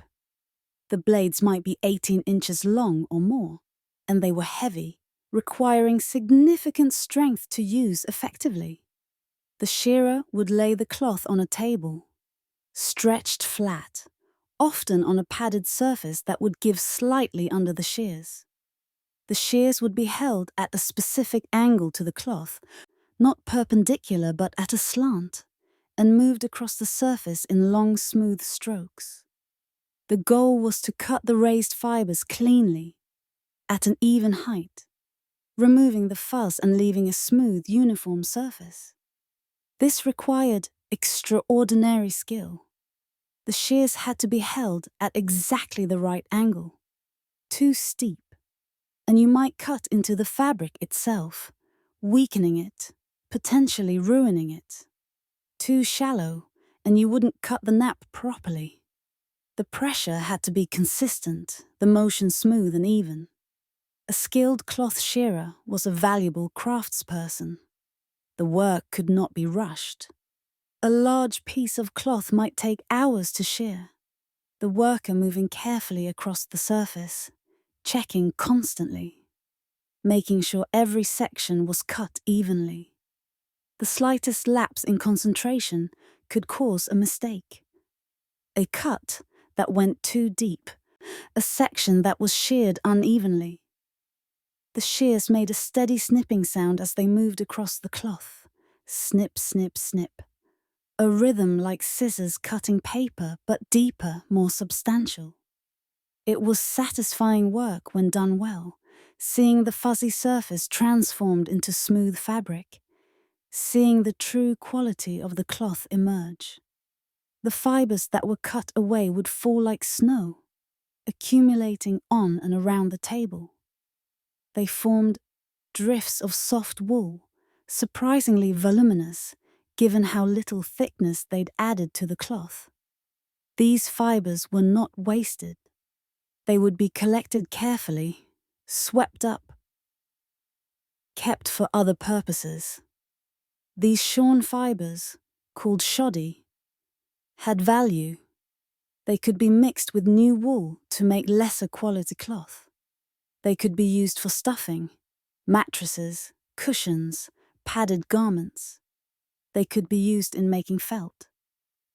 In a world where nothing was wasted, where every scrap had value, even these cut fibers had their uses. After shearing, the cloth would be brushed to remove any remaining loose fibers, any small bits that hadn't fallen away during the shearing. Special brushes were used for this, gentle enough not to damage the newly smooth surface, but firm enough to remove debris. Then the cloth would be examined carefully, inspected under good light, checked for any imperfections. Any thin spots or irregularities would be noted. Small imperfections might be mended. The cloth being so valuable that it was worth fixing minor flaws. Larger flaws might mean that section of cloth would be marked, sold for a lower price, or used for purposes where the flaw didn't matter. Some cloth, especially the finest quality cloth, would go through multiple rounds of raising and shearing. After the first shearing, the nap would be raised again, pulling up more fibers from deeper in the cloth. Then sheared again, then raised again. Each cycle making the surface progressively finer, more even, more perfect. The very best cloth might go through 4 rounds or more of raising and shearing. Each round took time, required skill, added to the cost. But the result was incomparable. Cloth with a surface so smooth, so even, so fine that it rivaled anything that could be made. This was the cloth that would be used for the garments of the wealthy, for church vestments, for anything where quality mattered more than cost. For most cloth, though, 1 or perhaps 2 rounds of raising and shearing were sufficient. The cloth would be smooth enough for its intended use, the surface refined enough to be pleasant to wear, to look well made, to serve its purpose. And with the raising and shearing complete, the cloth was very close to finished. But there was still one more transformation that many pieces of cloth would undergo: the addition of color through dyeing. Until this point, the cloth had been the natural color of the wool. Creamy white if it came from white sheep, or grey, or brown, or sometimes black, depending on the sheep it had come from. These natural colors had their uses. Undyed cloth was less expensive, and the natural shades of wool could be beautiful in their own way, subtle and earthy. But many people wanted colored cloth. Color meant variety, meant choice, meant the ability to express status or affiliation or simple preference. And so dyeing was the next step for much of the wool that passed through these processes. Dyeing could happen at different stages of the wool's journey. Sometimes the wool was dyed before spinning, dyed in the fleece, which allowed for mixing different colored fibers to create heathered or mottled effects. Sometimes the spun thread was dyed, allowing for colored patterns to be woven into the cloth. Sometimes the finished cloth was dyed, which was often the simplest approach for creating solid colored fabric. Each method had its advantages and disadvantages. Dyeing in the fleece gave the most thorough color penetration, as the dye could reach every part of the fiber. But it required handling many small pieces, and it was harder to get even coloring across a large batch. Dyeing thread allowed for patterns, but required careful management of different colored threads during weaving. Dyeing finished cloth was simpler in some ways, as there was less handling of many small pieces. But it required large dye vats, capable of holding entire pieces of fabric. The dyes themselves came from many sources, each source producing different colors, each requiring different techniques. This knowledge was specialized, often guarded, passed down through families, or held within guilds. A dyer's workshop was a place of carefully maintained secrets, of recipes that had been refined over generations. Plant-based dyes were common and relatively accessible. Woad produced blues, growing in temperate climates and yielding a dye that, while requiring complex processing, was reasonably reliable. Madder roots gave reds, ranging from orange red to deep crimson depending on the mordant used and the dyeing conditions. Weld produced yellows, a clear, bright yellow that was valued for its clarity and fastness. Other plants contributed their own colors. Walnuts and oak galls gave browns. Indigo, imported at great expense from warmer climates, gave deeper, richer blues than woad. Lichens could produce purples and oranges.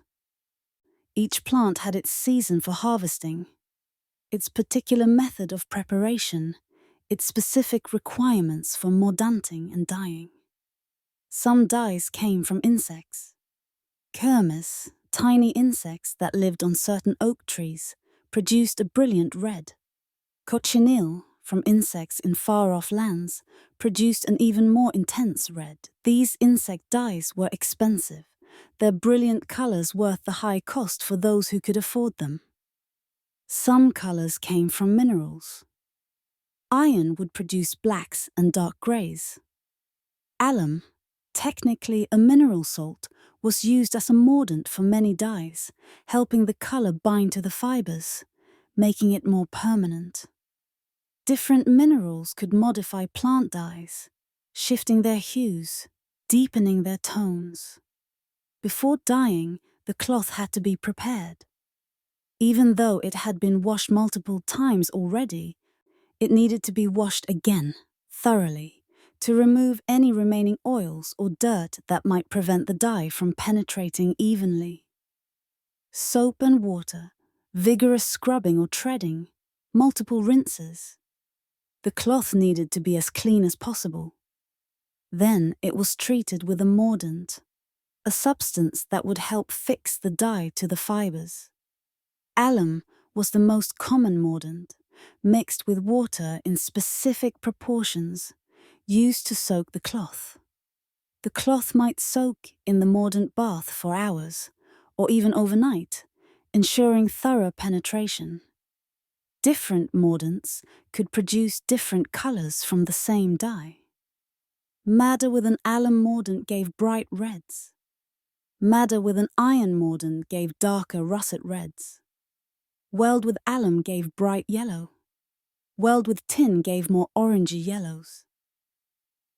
This multiplied the possible colors available from a limited number of dye sources. The dye bath itself was a large vat, often copper or iron, capable of holding many gallons of water. The dye stuff would be prepared, this preparation varying greatly depending on the dye.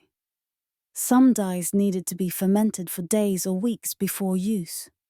Some needed to be boiled to extract their color. Some needed to be ground or crushed or soaked. The prepared dye stuff was added to water in the vat, and the mixture was heated.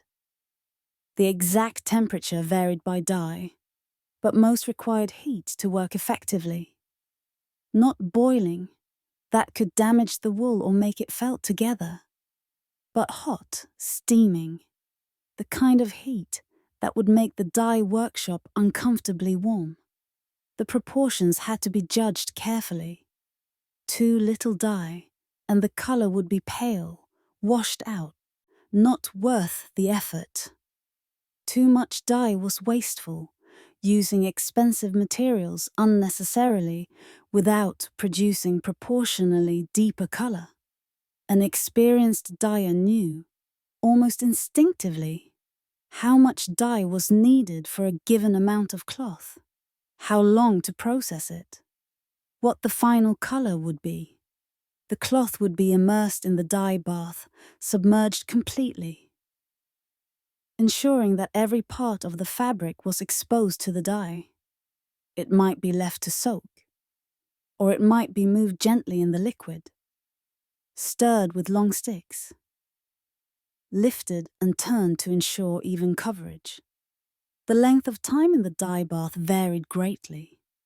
Some dyes worked quickly, minutes or hours. Others required days, the cloth soaking continuously, the dye slowly penetrating the fibers, building up layers of color. The dyer would check the cloth periodically, lifting it from the vat, examining the color, judging whether it was ready or needed more time. Heat was often maintained throughout the dyeing process. The fire under the vat would be tended carefully, keeping the liquid hot but not too hot. The temperature had to be watched, adjusted, maintained at the right level. Too cool, and the dye wouldn't penetrate properly. Too hot, and the wool could be damaged. Some colors required multiple dye baths. Green might be achieved by dyeing first in yellow, then in blue. Purple might require red and blue. Orange might be yellow and red. With each dyeing, the entire process would be repeated. Mordant, dye bath, soaking, checking. It was time-consuming, requiring patience and skill, but it was the only way to achieve certain colors. When the dyeing was judged complete, the cloth was lifted from the vat, dripping with colored liquid. It looked almost unnaturally bright at this stage, the color seeming impossibly vivid. This was partly because the cloth was wet. Wet fabric always looks darker and more saturated than dry, and partly because excess dye was still clinging to the surface. Rinsing came next. The cloth was rinsed in clean water again and again until the water ran clear and no more excess dye came away. This was crucial. Incompletely rinsed cloth would continue releasing dye, staining anything it touched, losing its color with every exposure to moisture. So the rinsing was thorough, multiple changes of water, checking constantly for any hint of color still bleeding from the cloth. After rinsing, the cloth was wrung out as much as possible, carefully so as not to felt it, and then hung to dry. The color would change as it dried, usually becoming lighter, less saturated. This was expected, factored into the dyer's calculations. An experienced dyer knew what the wet color meant for the final dry color, could look at dripping cloth and predict what it would look like once dry. As the cloth dried, the true color would emerge. Sometimes it was exactly what was intended. Sometimes it was slightly different, a surprise that came from the endless variables in dyeing. The exact batch of dye, the particular mordant proportions, the time and temperature, the quality of the water. Dyeing was as much art as science, requiring intuition and experience as much as precise recipes. Not all dyeing was permanent. Some dyes faded quickly, losing their color with washing or exposure to sunlight. These were called fugitive dyes, and cloth dyed with them was cheaper, less valued. The colors might be attractive when fresh, but they wouldn't last. Within months or even weeks, they might fade to pale shadows of their original brightness. The best dyes were those that remained true, that kept their color year after year through repeated washings and years of wear. These fast dyes were more expensive, more difficult to work with, but they were worth the cost. A garment dyed with fast dye might last a lifetime. Its color barely diminished, still strong and beautiful decades after it was made. And with the dyeing complete, the cloth was almost finished. There were still small final touches, last preparations, but the transformation from wool to cloth was essentially complete. The cloth was nearly done now. Washed, carded, spun, warped, woven, fulled, raised, sheared, perhaps dyed. It had been through so many processes, had passed through so many hands, had taken so many months to reach this point. But there were still small tasks that might be needed before it was ready to sell or to use, small finishing touches that would complete the transformation.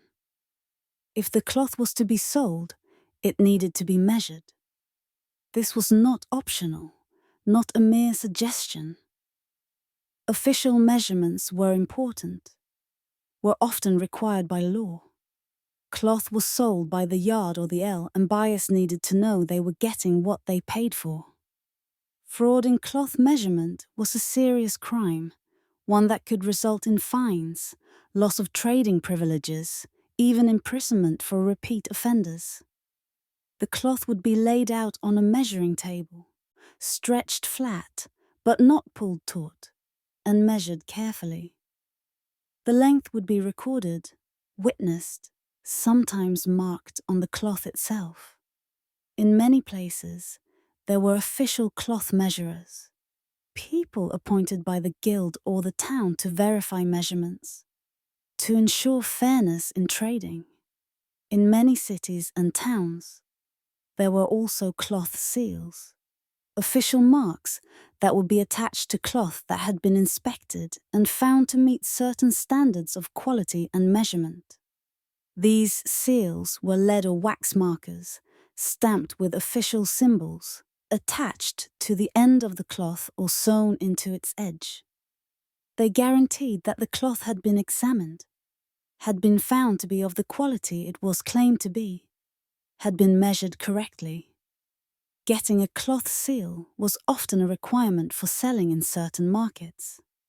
Without the seal, cloth might be rejected, might sell for less, might not be accepted at all by more reputable buyers, so most cloth that was destined for market went through this official inspection and sealing. The cloth might be pressed using heavy weights or a simple press to smooth it and give it a better finish. The press was usually a large wooden structure with flat plates that could be pressed together using screws or levers. The cloth would be folded carefully and placed between the plates, and the press would be tightened, applying pressure evenly across the fabric. This pressing would smooth out any wrinkles, would give the cloth a more finished appearance. It would compress the fabric slightly, making it denser, making it lie flatter when used. The cloth might stay in the press for hours or even overnight, the constant pressure working to smooth and finish it. After pressing, the cloth might be folded in a particular way, according to custom or the requirements of those who would sell it. Different regions had different standards for how cloth should be folded. Some folded it lengthwise, others widthwise. Some made small precise folds, others larger ones.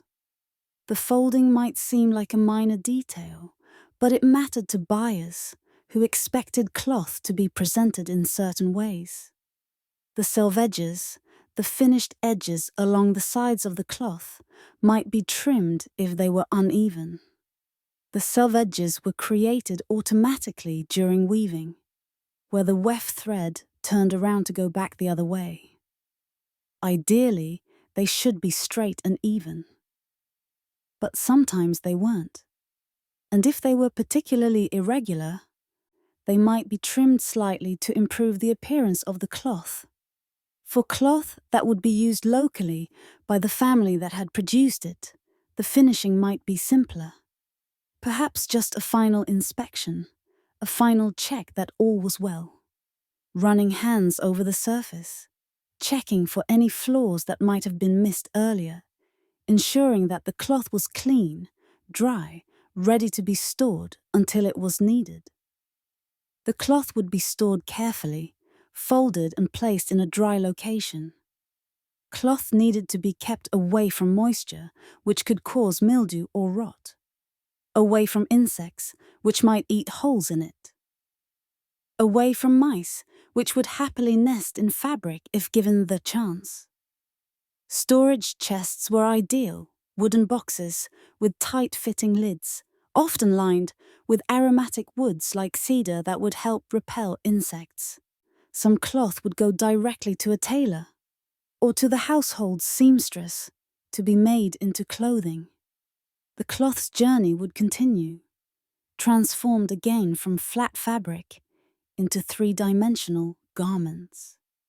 This was another set of skills entirely. Measuring, cutting, sewing, each one requiring training and experience.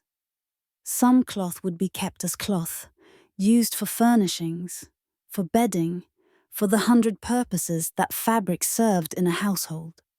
Curtains to divide rooms or cover doorways. Covers for tables or beds.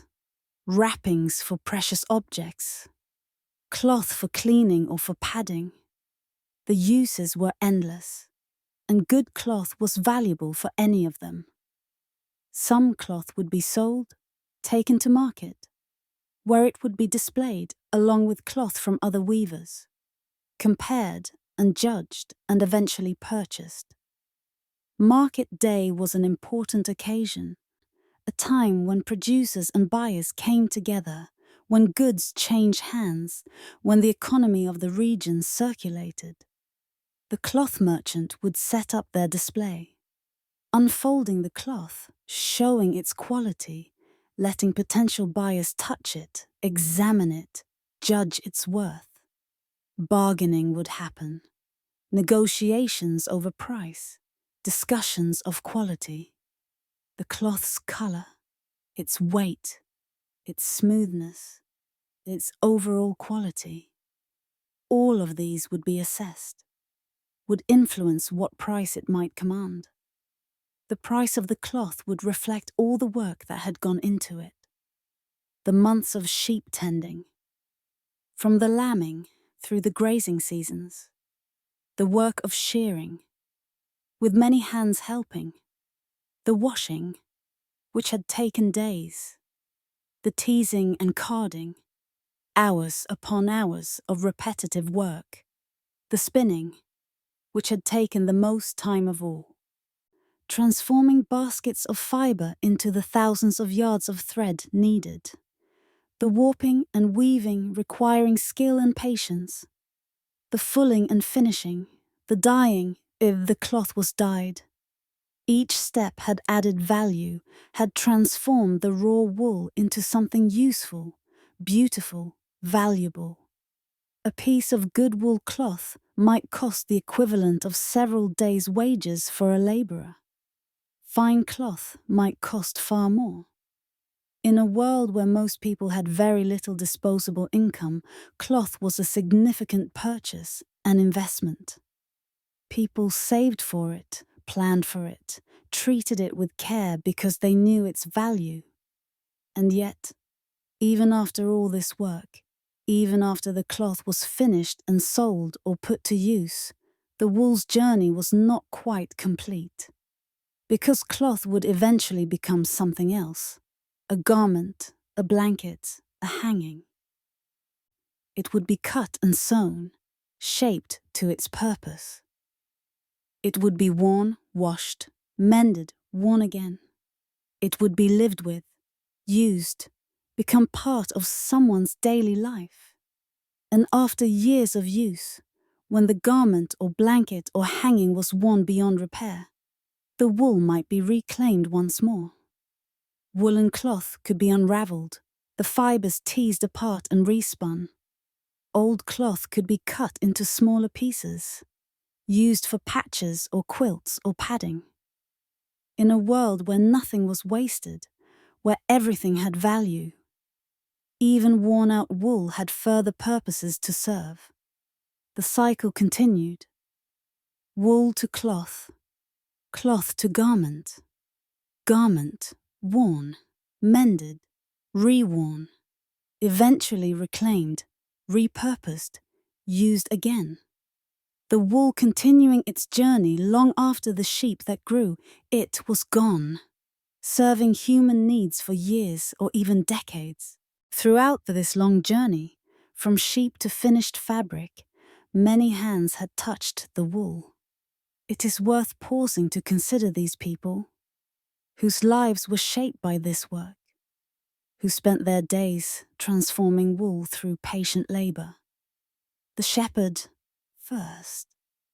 Often, this was a young person, a boy or girl of 10 or 12 years, old enough to be trusted with this important work, but not yet old enough for the heavier labor of farming.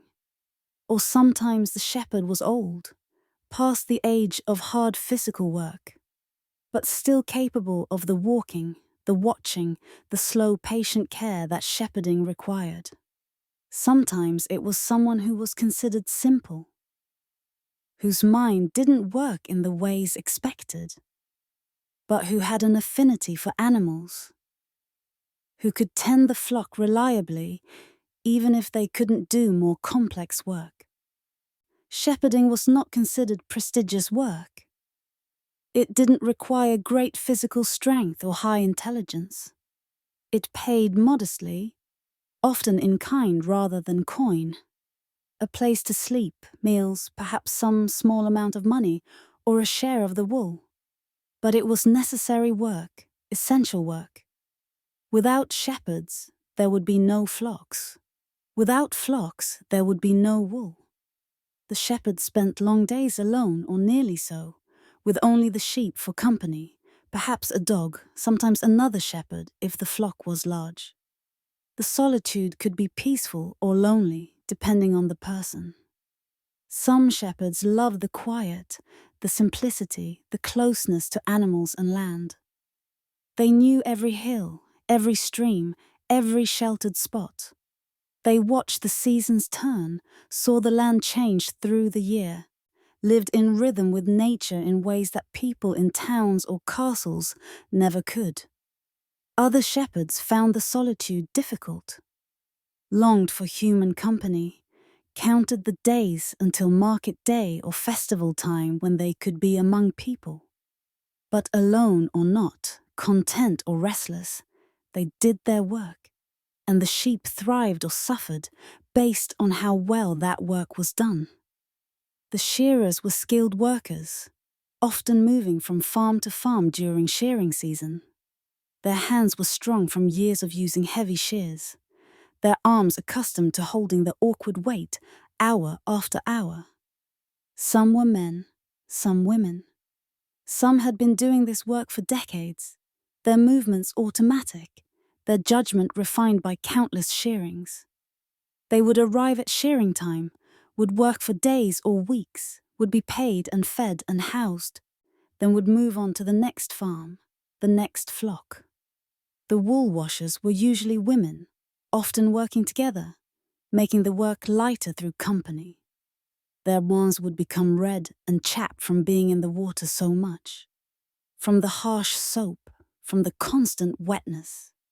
They might sing as they worked, old songs passed down through generations, new songs learned from travelers or at festivals. The songs helped pass the time, helped maintain the rhythm of the work, helped create a sense of community even in labor.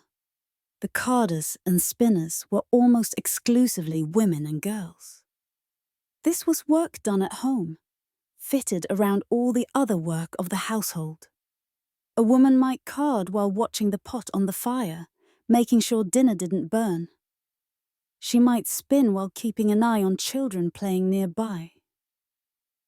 A girl might learn carding at 5 or 6, sitting beside her mother or grandmother, gradually taking on more of the work as she grew older and more skilled. The work was never separate from life. It was woven through life, as essential as cooking or cleaning, as constant as breathing. The spinning wheel was always there, waiting. When there was time, when there was a moment to sit, thread was made. In the evening after dinner, in the afternoon while the bread rose, in the morning before the children woke. These small increments accumulated into substantial amounts of thread. Some women were known as particularly skilled spinners, their thread sought after, their work valued. They might spin for others, selling thread, contributing to the household income through their skill. Others simply spun for their family's needs, producing the thread that would become their family's clothing, their bedding, their household cloths. The weavers might be men or women depending on local custom. In some places, weaving was primarily men's work, a trade learned through apprenticeship, controlled by guilds. In other places, women wove as well, the skill passing from mother to daughter, the loom being a standard piece of household equipment. Weaving was more often a specialized trade than spinning was, something you did as your primary work rather than fitting it between other tasks. A weaver's skill was valuable, and a good weaver might support a household through their work alone. The best weavers could produce cloth of such quality that it was sought after specifically. Buyers asking for cloth from this particular weaver, willing to pay more for the assurance of quality. The weaver's body bore the marks of the trade, strong arms from throwing the shuttle hundreds of times a day, from pulling the beater with force and precision, calloused hands from handling the threads, from tying and untying knots, from all the manipulation required. Sometimes back problems from the hours of sitting, the constant slight forward bend as you worked at the loom. Sometimes eye strain from the close work, the constant focus on threads and patterns. The fullers were strong workers, used to the physical demands of the job. If they worked in a fulling mill, they might be covered in spray from the water. The air perpetually filled with the damp smell of wet wool, the constant thump of the hammers making conversation difficult. If they fulled by foot, stamping on cloth for hours, their legs would be muscled, their feet tough and calloused. Fulling paid reasonably well because it was hard work that few wanted to do. It was repetitive, physically demanding, often unpleasant. But it was essential, and those who did it well were valued, their services needed by everyone who made wool cloth. The dyers were specialists, holders of valuable knowledge. They guarded their recipes, their techniques, the specific proportions and procedures that produced their colors. A dyer might train apprentices, teaching them the trade over years, but always holding back some secrets, some special knowledge that made their dyers slightly better, their colors slightly truer. A dyer's hands were often stained with the colors of their trade, blues and reds and yellows and browns that no amount of washing could completely remove. These stains were a mark of their profession, visible evidence of their skill. Some dyers wore them with pride, these permanent marks of their work. All of these people were connected through the wool. The work of one made possible the work of the next. A shepherd who did their work poorly, who let sheep stray, who didn't notice illness, who didn't time the shearing correctly, meant worse wool for everyone down the line.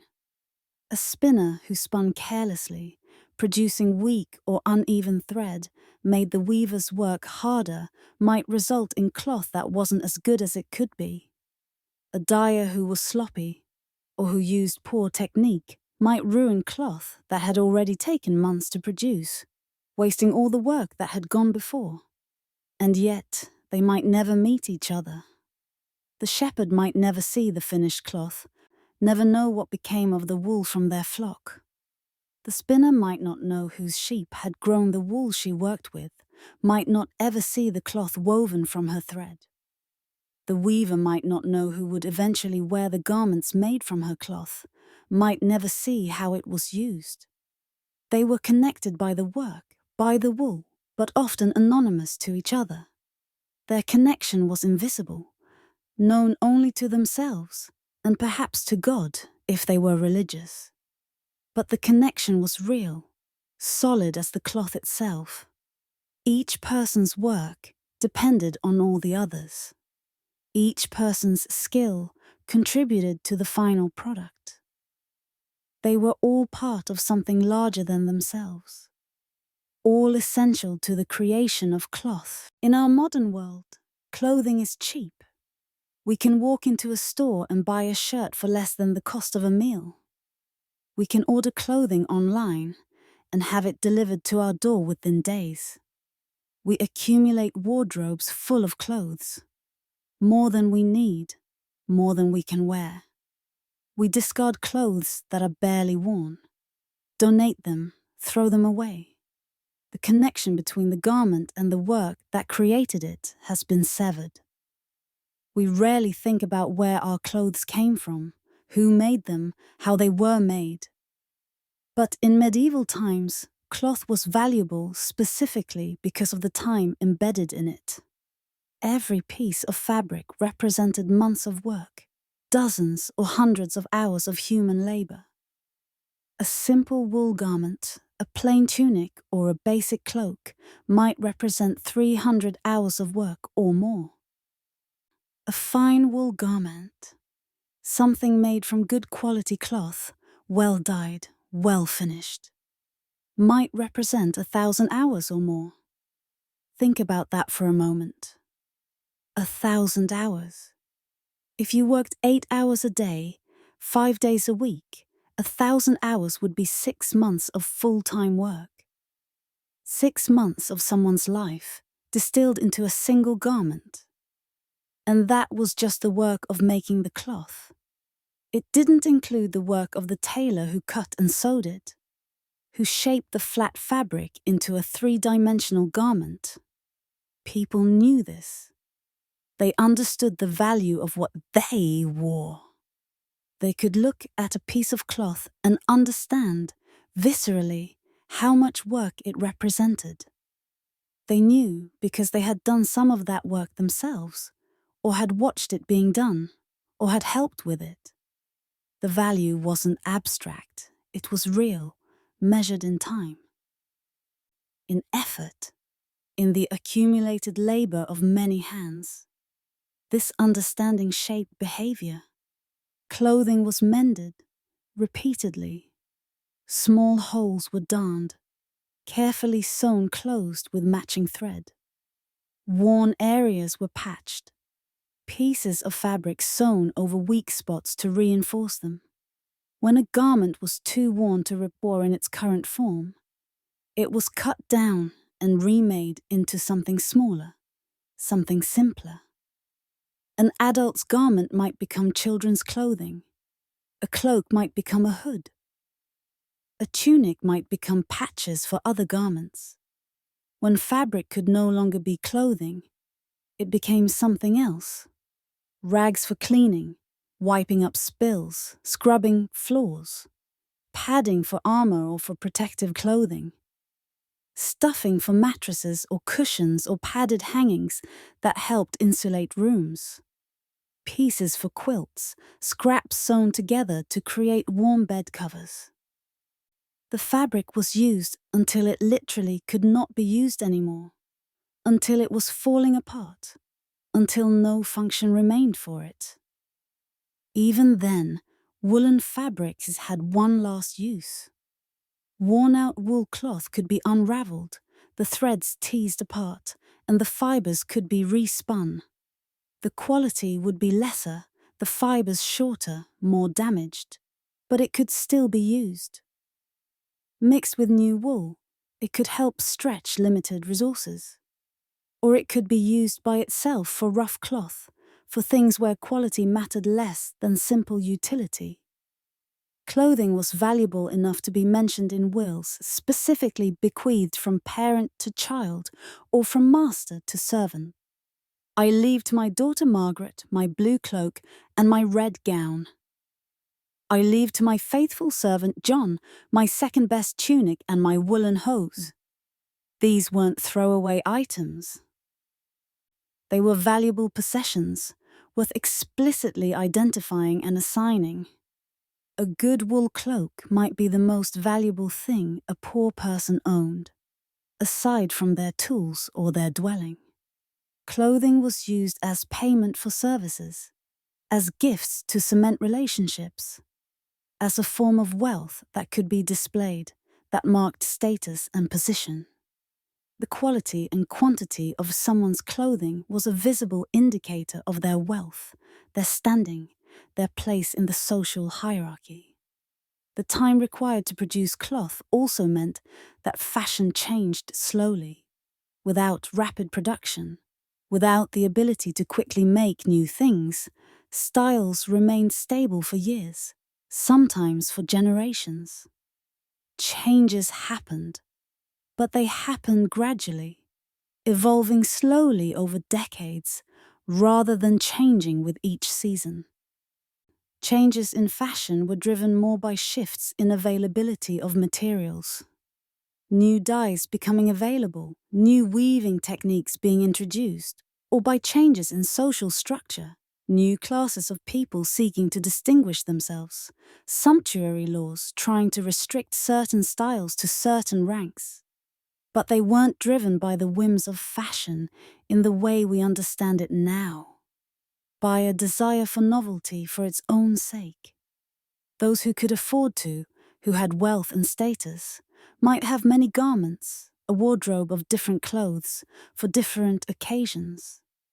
The wealthy might have dozens of garments, might change clothes multiple times a day, might have special clothing for ceremonial occasions that was never worn otherwise.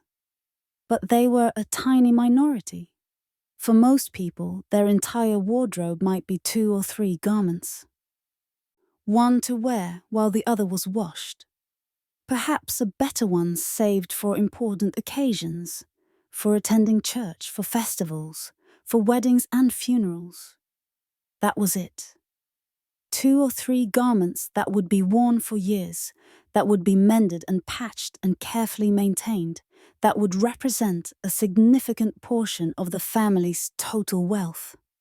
And all of this came back to the wool, to the long journey from sheep to cloth. Every garment carried within it the story of that journey, the accumulated time of all those who had worked the wool, the shepherd in the spring pastures, the shearers on shearing day, the women washing and carding and spinning, the weaver at the loom, the fuller, the finisher, the dyer, all of them present in every thread, their time and skill woven into the fabric.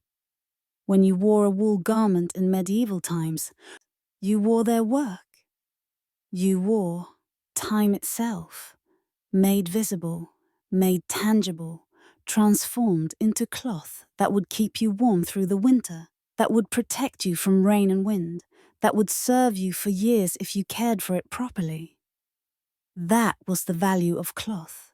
Not just the material value, the price it might command at market, though that mattered too, but the value of time, the value of skill, the value of human effort sustained over months and months until raw wool became finished fabric. We have lost that understanding. Our clothes are cheap because they're made quickly by machines, in vast quantities.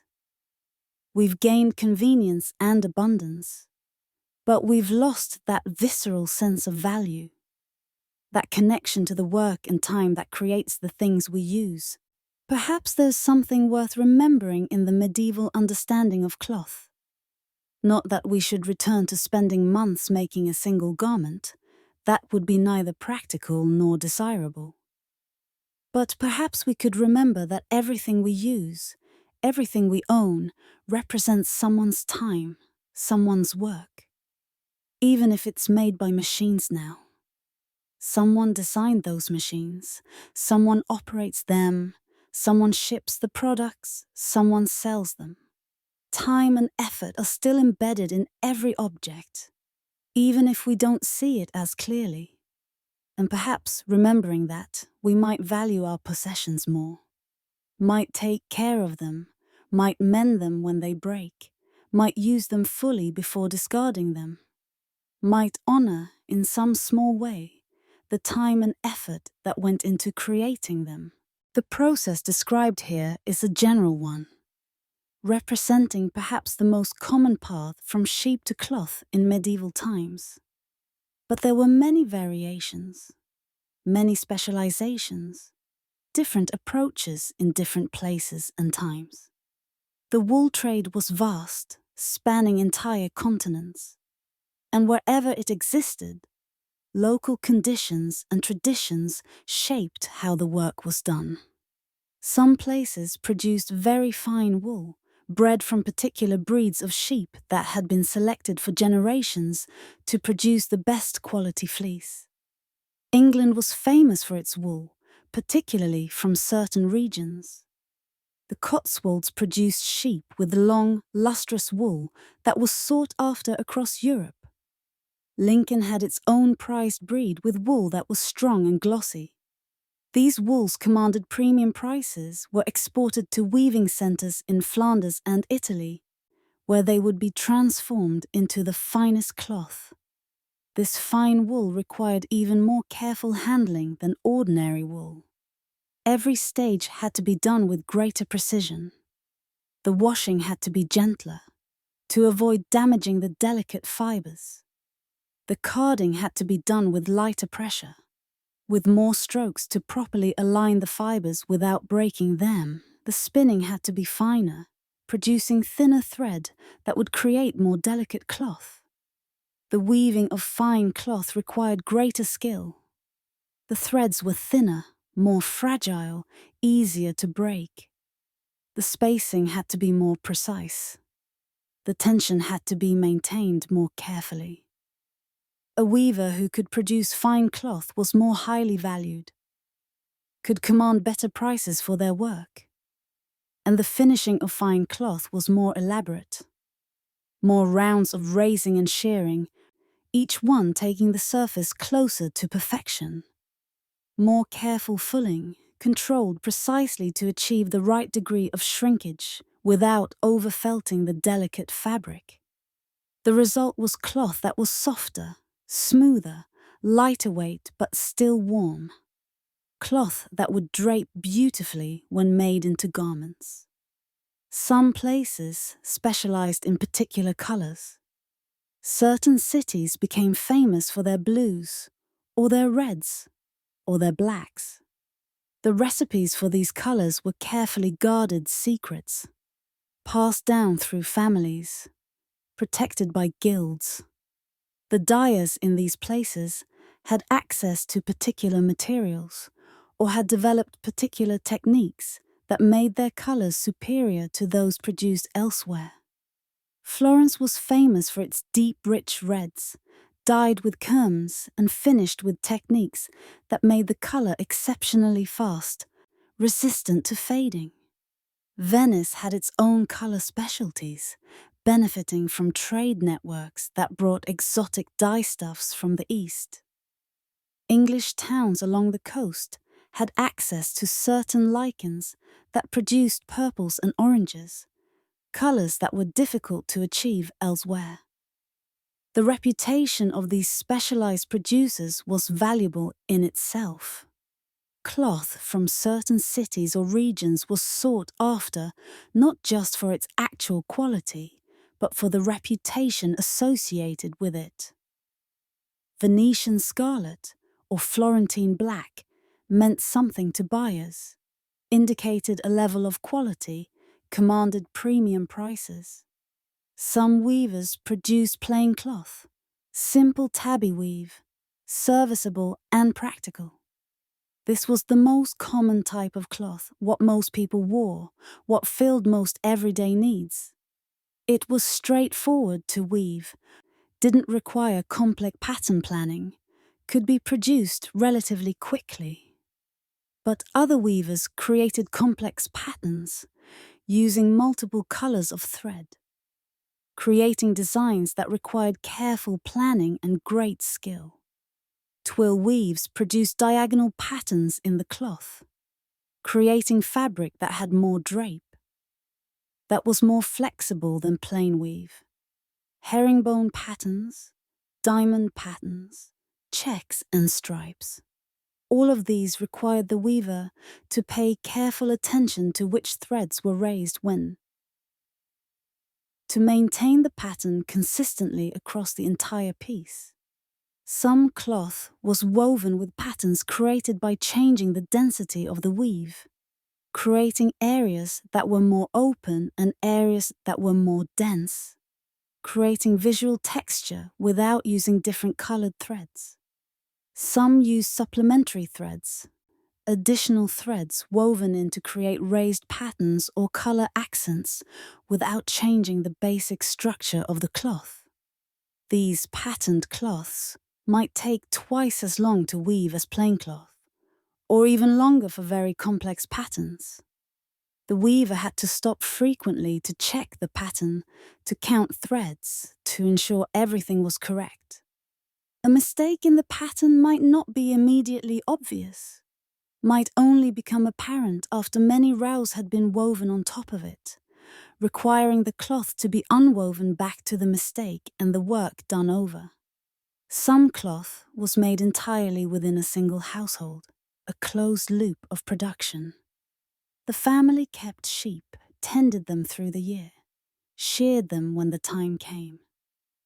They processed the wool themselves, the women of the household doing the washing, carding, spinning. They might have their own loom, or might take the thread to a local weaver who would weave it for them for a fee. They might dye the cloth themselves, or might leave it natural. They would use this cloth for their own needs, making it into clothing, bedding, household items. This household production was common in rural areas, among families who were largely self-sufficient, who produced most of what they needed. The cloth might not be as fine as what could be bought at markets, but it was serviceable, and it was theirs, made from their own sheep, by their own hands. Other cloth was produced through a series of specialists, each doing one step, the wool passing from hand to hand through the community, or even through different communities. A farmer might sell raw fleeces to a wool merchant, who would arrange for the washing. The cleaned wool might be sold to spinners, who would spin it into thread. The thread might be sold to weavers, who would weave it into cloth. The cloth might go to fullers, to finishers, to dyers, each one adding their value, each one taking their profit. This specialized production allowed for higher quality, as each person could focus on what they did best, could develop expertise in their particular stage of the process. But it also meant the wool traveled more, changed hands more times, accumulated more costs. The final cloth was more expensive, but also potentially of better quality. In some places, guilds controlled cloth production. The guilds set standards for quality, specifying exactly how each stage should be done, what materials could be used, what the finished cloth should be like. They trained apprentices, young people who would spend years learning the trade, working under master craftspeople, gradually gaining the skills needed to become masters themselves. The guilds regulated who could do which work, requiring guild membership to practice certain trades, protecting their members from competition. They inspected finished cloth, marking approved pieces with official seals, refusing to certify cloth that didn't meet their standards. They could be restrictive, exclusionary, protective of their privileges. But they also maintained quality, ensured that cloth bearing certain marks actually was what it claimed to be, created reputations that benefited everyone in the guild. In other places, production was less formal. People learned from family members or neighbors without official recognition or formal apprenticeship. The cloth produced might be more variable in quality, but the system was more flexible, more open to innovation. less constrained by rules and regulations. The tools varied too, shaped by local tradition and available materials.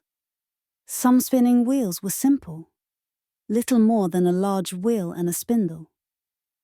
Others were complex, with multiple moving parts, with mechanisms for controlling tension and twist. Some could be folded for storage or transport. Others were permanent fixtures, large pieces of furniture that stayed in one place. Some looms were small, portable, woven on by the weaver sitting or standing, easily moved or stored.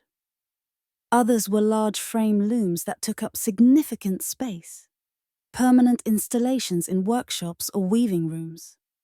The type of cloth being produced, the resources available, the traditions of the area, all of these influenced what tools were used. Vertical looms, where the warp hung down under the pull of gravity, were common in some places.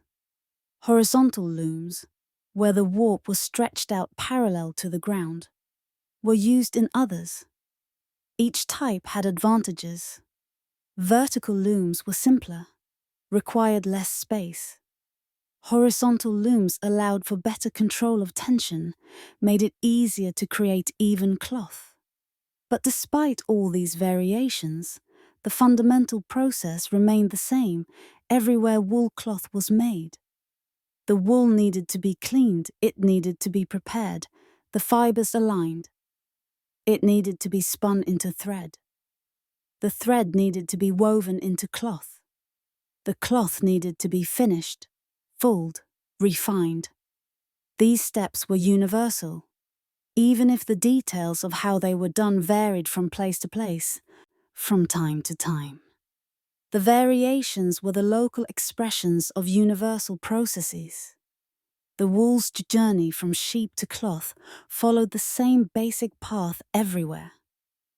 But each region, each town, each workshop added its own character, its own techniques, its own specializations to that journey. Woolwork followed the seasons. This was not a choice, but a necessity. In a world without artificial light beyond candles and oil lamps, without climate control, without refrigeration or modern preservation, the seasons shaped everything.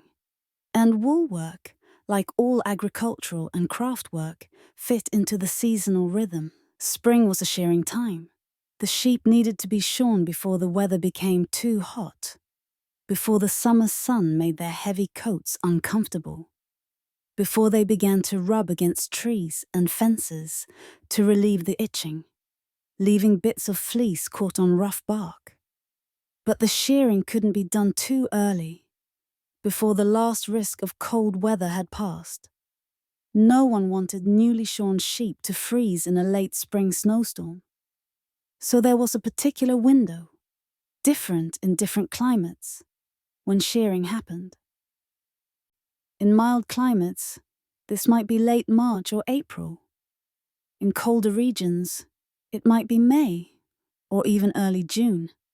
The timing had to be judged based on the weather, on the condition of the sheep, on experience accumulated over years of shepherding. When that window arrived, shearing dominated the work of the household, or the manor, for days or even weeks, depending on the size of the flock. Everyone who could help would be involved in some way. This was one of the peak work times of the year, a time when many hands were needed, when the work had to be done before the fleeces became too difficult to manage. After shearing came the washing, and this too was shaped by the seasons. Washing was done while the weather was warm and the wool could dry outside in the sun. Wool washed in cold weather would take much longer to dry, might develop problems with mildew or rot, might never fully dry before it needed to be stored. So the washing happened in late spring or early summer, when the days were long and warm, when the sun was strong enough to dry the wool quickly. If there was a lot of wool to wash, this work might continue through several weeks. batches of wool being washed, dried and stored as time and weather allowed. Through the summer and into autumn, the teasing and carding happened. This work could be done inside, could continue through all weathers. It didn't require good weather or natural light, though both helped. But it could be done in the evening by candlelight, or on rainy days when outdoor work was impossible, or during the heat of midday when it was too hot for heavy labor. It was steady work, accumulating prepared wool for the spinning that would occupy the winter. Baskets of washed wool would slowly diminish. Baskets of teased and carded wool would slowly grow. The work fit into the margins of other activities, done whenever there was time, whenever hands were free for this relatively undemanding task. Autumn was harvest time, when most of the household's energy went to bringing in crops, to preserving food for winter, to all the urgent work of ensuring there would be enough to survive the cold months. Wool work didn't stop entirely during harvest, but it slowed, became less central, fit around the more pressing demands of survival. Winter was spinning time. The long, dark evenings, when there was little outdoor work to be done. When the fields were frozen or snow-covered. When animals were sheltered and needed only feeding. These were the times when spinning dominated. The spinning wheel or drop spindle would be brought out. And hour after hour, evening after evening, the thread would accumulate. Some of the most productive spinning happened in winter. The darker, colder months kept people indoors, and the wool work gave purpose to the long evenings. When the sun set at 4 or 5 in the afternoon, and wouldn't rise again until 7 or 8 in the morning, there were many hours to fill. Spinning filled them usefully, productively. A family might gather around the fire, several people spinning at once, the wheels humming in harmony, conversation flowing, stories being told. Children would be doing lessons or playing quietly nearby. Someone might be preparing food or mending clothes. But the spinning wheels would be turning, the thread accumulating, the work continuing. The amount of thread produced during winter could be substantial. A household with several spinners, working through the long winter evenings, might produce enough thread for several pieces of cloth. This thread would be stored, wound into balls or onto reels, kept for the weaving that would happen later. Weaving could happen year-round, but often it too was concentrated in the times when other work was less pressing. A household might weave in the late winter and early spring, after the wool had been spun and before the spring planting demanded all available time and energy. Or weaving might happen in autumn, after the harvest was complete but before winter settled in fully.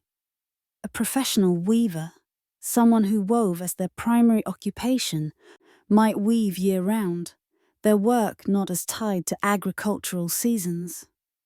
But even they would be busier at certain times, would have more work commissioned in the months after shearing, when new wool was being processed, would have less work in the depths of winter when travel was difficult, and fewer people came to commission cloth. Dyeing was often done in the warmer months, when keeping the dye vats hot was easier, when the water needed for rinsing was more readily available, when the dyed cloth could be dried outside. Some dyes required fresh plant materials, available only at certain times of year. Woad, for instance, had to be processed when the plants were at a certain stage of joli matdes. Roots were harvested in autumn. The timing of dyeing was often determined by the availability of materials as much as by the convenience of the dyer. Fulling could happen at any time, though it too was easier in warmer weather, when working with wet cloth was less uncomfortable, when the cloth would dry more quickly after fulling. A fulling mill could operate year-round if there was water flowing, if the streams hadn't frozen. But the volume of work would vary with the seasons. more cloth needing fulling in the months after weaving had been concentrated. This seasonal rhythm meant that wool production was spread throughout the year. It was not hurried, not concentrated in a brief period. It happened in its time according to the weather and the other demands of life. The wool work fit into the larger pattern of agricultural life. One more set of tasks among many, but a constant one. Each season had its wool work, its particular tasks. Spring meant shearing and washing. Summer meant carding and teasing, and perhaps some spinning. Autumn meant more spinning and perhaps weaving. Winter meant intensive spinning, the evenings filled with the hum of wheels and the accumulation of thread. And through all the seasons, the wool progressed, slowly, steadily, from raw fleece to finished cloth. There was a comfort in this rhythm, a sense of order and rightness. The work came when it was meant to come. The seasons provided structure, gave shape to the year. You knew what work each time of year would bring. You could plan for it, prepare for it. Fit it into the larger pattern of your life. The wool year was a cycle, repeating endlessly. Each spring brought new shearing. Each winter brought new spinning. And each cycle of the year brought wool further along its journey, from sheep to cloth, cloth to garment. Garment worn and eventually replaced by new cloth, from new wool, from new shearing. The cycle continued, generation after generation, century after century. The ancient rhythm of wool work marking the passage away of time, connecting each generation to those who came before and those who would come after. We have followed the wool from the sheep's back to the finished cloth. We have seen how long the journey was, how many hands touched it, how much time and skill were invested in the transformation. From the spring pastures where sheep grazed, through shearing and washing, through carding and spinning, through warping and weaving, through fulling and finishing, perhaps through dyeing, each stage adding to the cloth, each process necessary, each person's work essential. In a world before machines, before industrial processes, before fast fashion, this was how clothing came into being, slowly, patiently. Through the accumulated work of many people, most of them anonymous, most of them now forgotten. The shepherd whose name no one recorded, the woman who carded the wool while watching her children. The spinner whose hands moved automatically through countless evenings. The weaver whose back ached from hours at the loom. The fuller whose legs were strong from stamping. The dyer whose hands were permanently stained.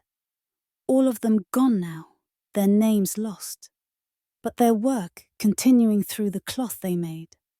There is something profound in this slowness. Something almost sacred in the patient attention required at each step, in the way each person's work depended on the quality of work that had come before, and contributed to the work that would come after. No one could skip steps, could rush through carelessly, without affecting everyone else in the chain.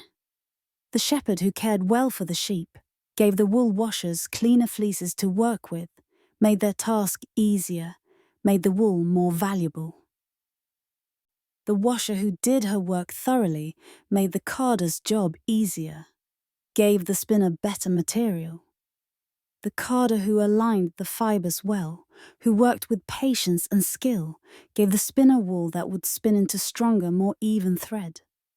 The spinner who spun carefully, maintaining consistent tension and twist, made the weaver's work more pleasant. Created thread that would weave into better cloth. The weaver who wove precisely, maintaining even tension, created cloth that would full evenly, that would finish well. Each person in the chain contributed to the quality of the final product. This interconnection, this dependence, was built into the very structure of medieval life. People knew they were part of something larger. They knew their work mattered, not just to themselves, but to others. They knew that what they did, even if it seemed small, just teasing a bit of wool, just carding a few relags, just spinning for an hour before bed, was part of creating something valuable, something that would clothe someone, would keep them warm, would serve them for years. And the cloth itself, when it was finally finished, carried all of this within it. Every thread had been handled many times. Every fiber had passed through many hands. The fabric was not just wool. It was accumulated time, accumulated skill, accumulated care. It was the shepherds watching through long spring days. It was the shearer's strength and precision. It was the spinner's patient hours at the wheel. It was the weaver's rhythmic work at the loom. All of it was there. Invisible, but real, woven into the fabric. Perhaps there is something we have lost. In our world of instant production and cheap goods, we have gained convenience, certainly. We have gained variety, choice, the ability to have many things rather than few. We have gained speed, efficiency, abundance. These are real benefits. Modern production has made life easier in many ways, has freed people from the endless labor that consumed most of their time. But we have lost some sense of connection to the things we use, to the processes that create them, to the people who make them. We buy a shirt without thinking about where it came from, who made it, how it was made. We discard it without hesitation when it's damaged or out of style. The connection between the object and the work that created it has been severed. We no longer see the time embedded in our possessions. The medieval spinner, working at her wheel on a winter evening, was connected to her work in a way that is hard for us to imagine now.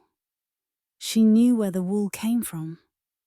She might have helped wash it, card it. She would spin it into thread, and that thread would be woven into cloth, and that cloth would become a garment, and she would see it being worn, perhaps by someone she knew, perhaps by herself or her family. The thing she made had a visible place in the world. It had a purpose, and she was part of that, visibly, tangibly. We can't return to that world. The speed and efficiency of modern production have brought real benefits that most of us would not want to give up. But we can perhaps remember it. We can acknowledge what was lost, even as we appreciate what was gained. We can remember that the medieval way of making cloth, slow and patient and communal, represented something valuable, even if it's not practical for our modern lives. And when we see cloth, any cloth, we can remember. This was once a longer journey. This once took time. This once passed through many hands, each adding their small part to the whole. Even now, when cloth is made by machines, someone operates those machines, someone ships the fabric, someone turns it into garments. Time and effort are still embedded in every piece of cloth, even if we don't see it as clearly. Perhaps this awareness, this memory, can change how we relate to the things we own. Perhaps we can value them more, care for them better, use them more fully before discarding them. Perhaps we can see, in each object, the time it took to create it, the hands that shaped it, the people whose work made it possible. The thread that connects us to the past is like the thread in cloth, invisible but strong, easy to overlook, but essential to the structure. When we understand how cloth was made, we understand something about how people lived. what they valued, how they spent their time. We connect to them across centuries, across vast differences in technology and lifestyle, through this shared understanding of work, of skill, of the transformation of raw materials into useful things. That connection matters. It reminds us that we are part of a long human story, that the things we take for granted were once incredibly difficult, that progress is real, but so is loss.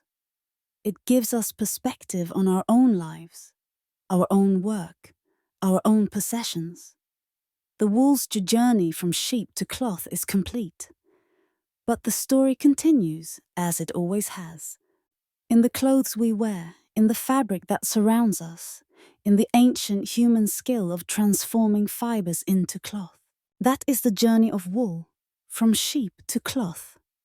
A journey measured not in miles, but in hours, in days, in months. A journey of transformation, slow and steady, requiring patience and skill, and the accumulated work of many people. If you are still awake, listening to this, let the slowness of it settle over you now.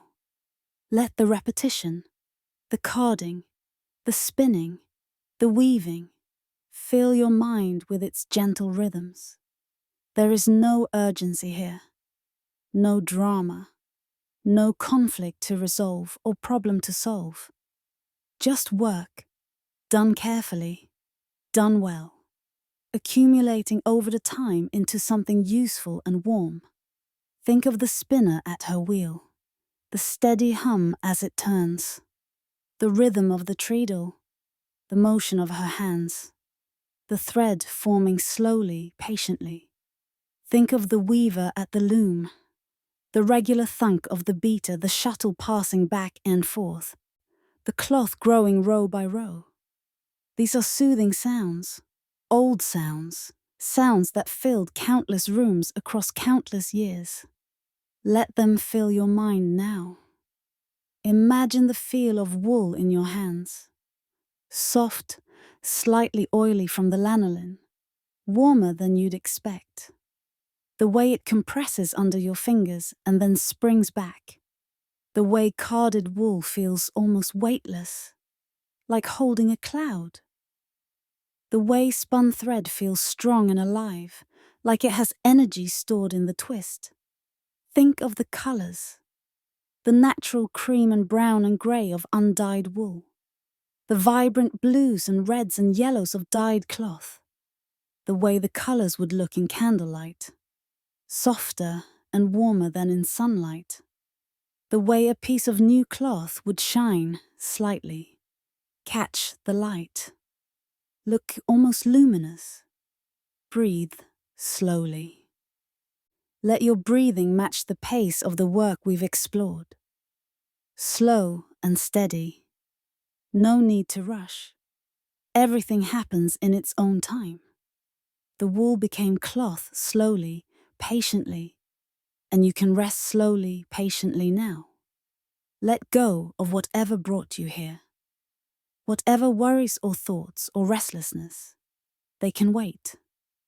Right now, there is only this. The slow rhythm of wool work, the patient accumulation of thread, the steady growth of a cloth on the loom. These are the rhythms of an older world, a slower world, and they can be your rhythms now, carrying you toward rest. The work is done. The wool has become cloth.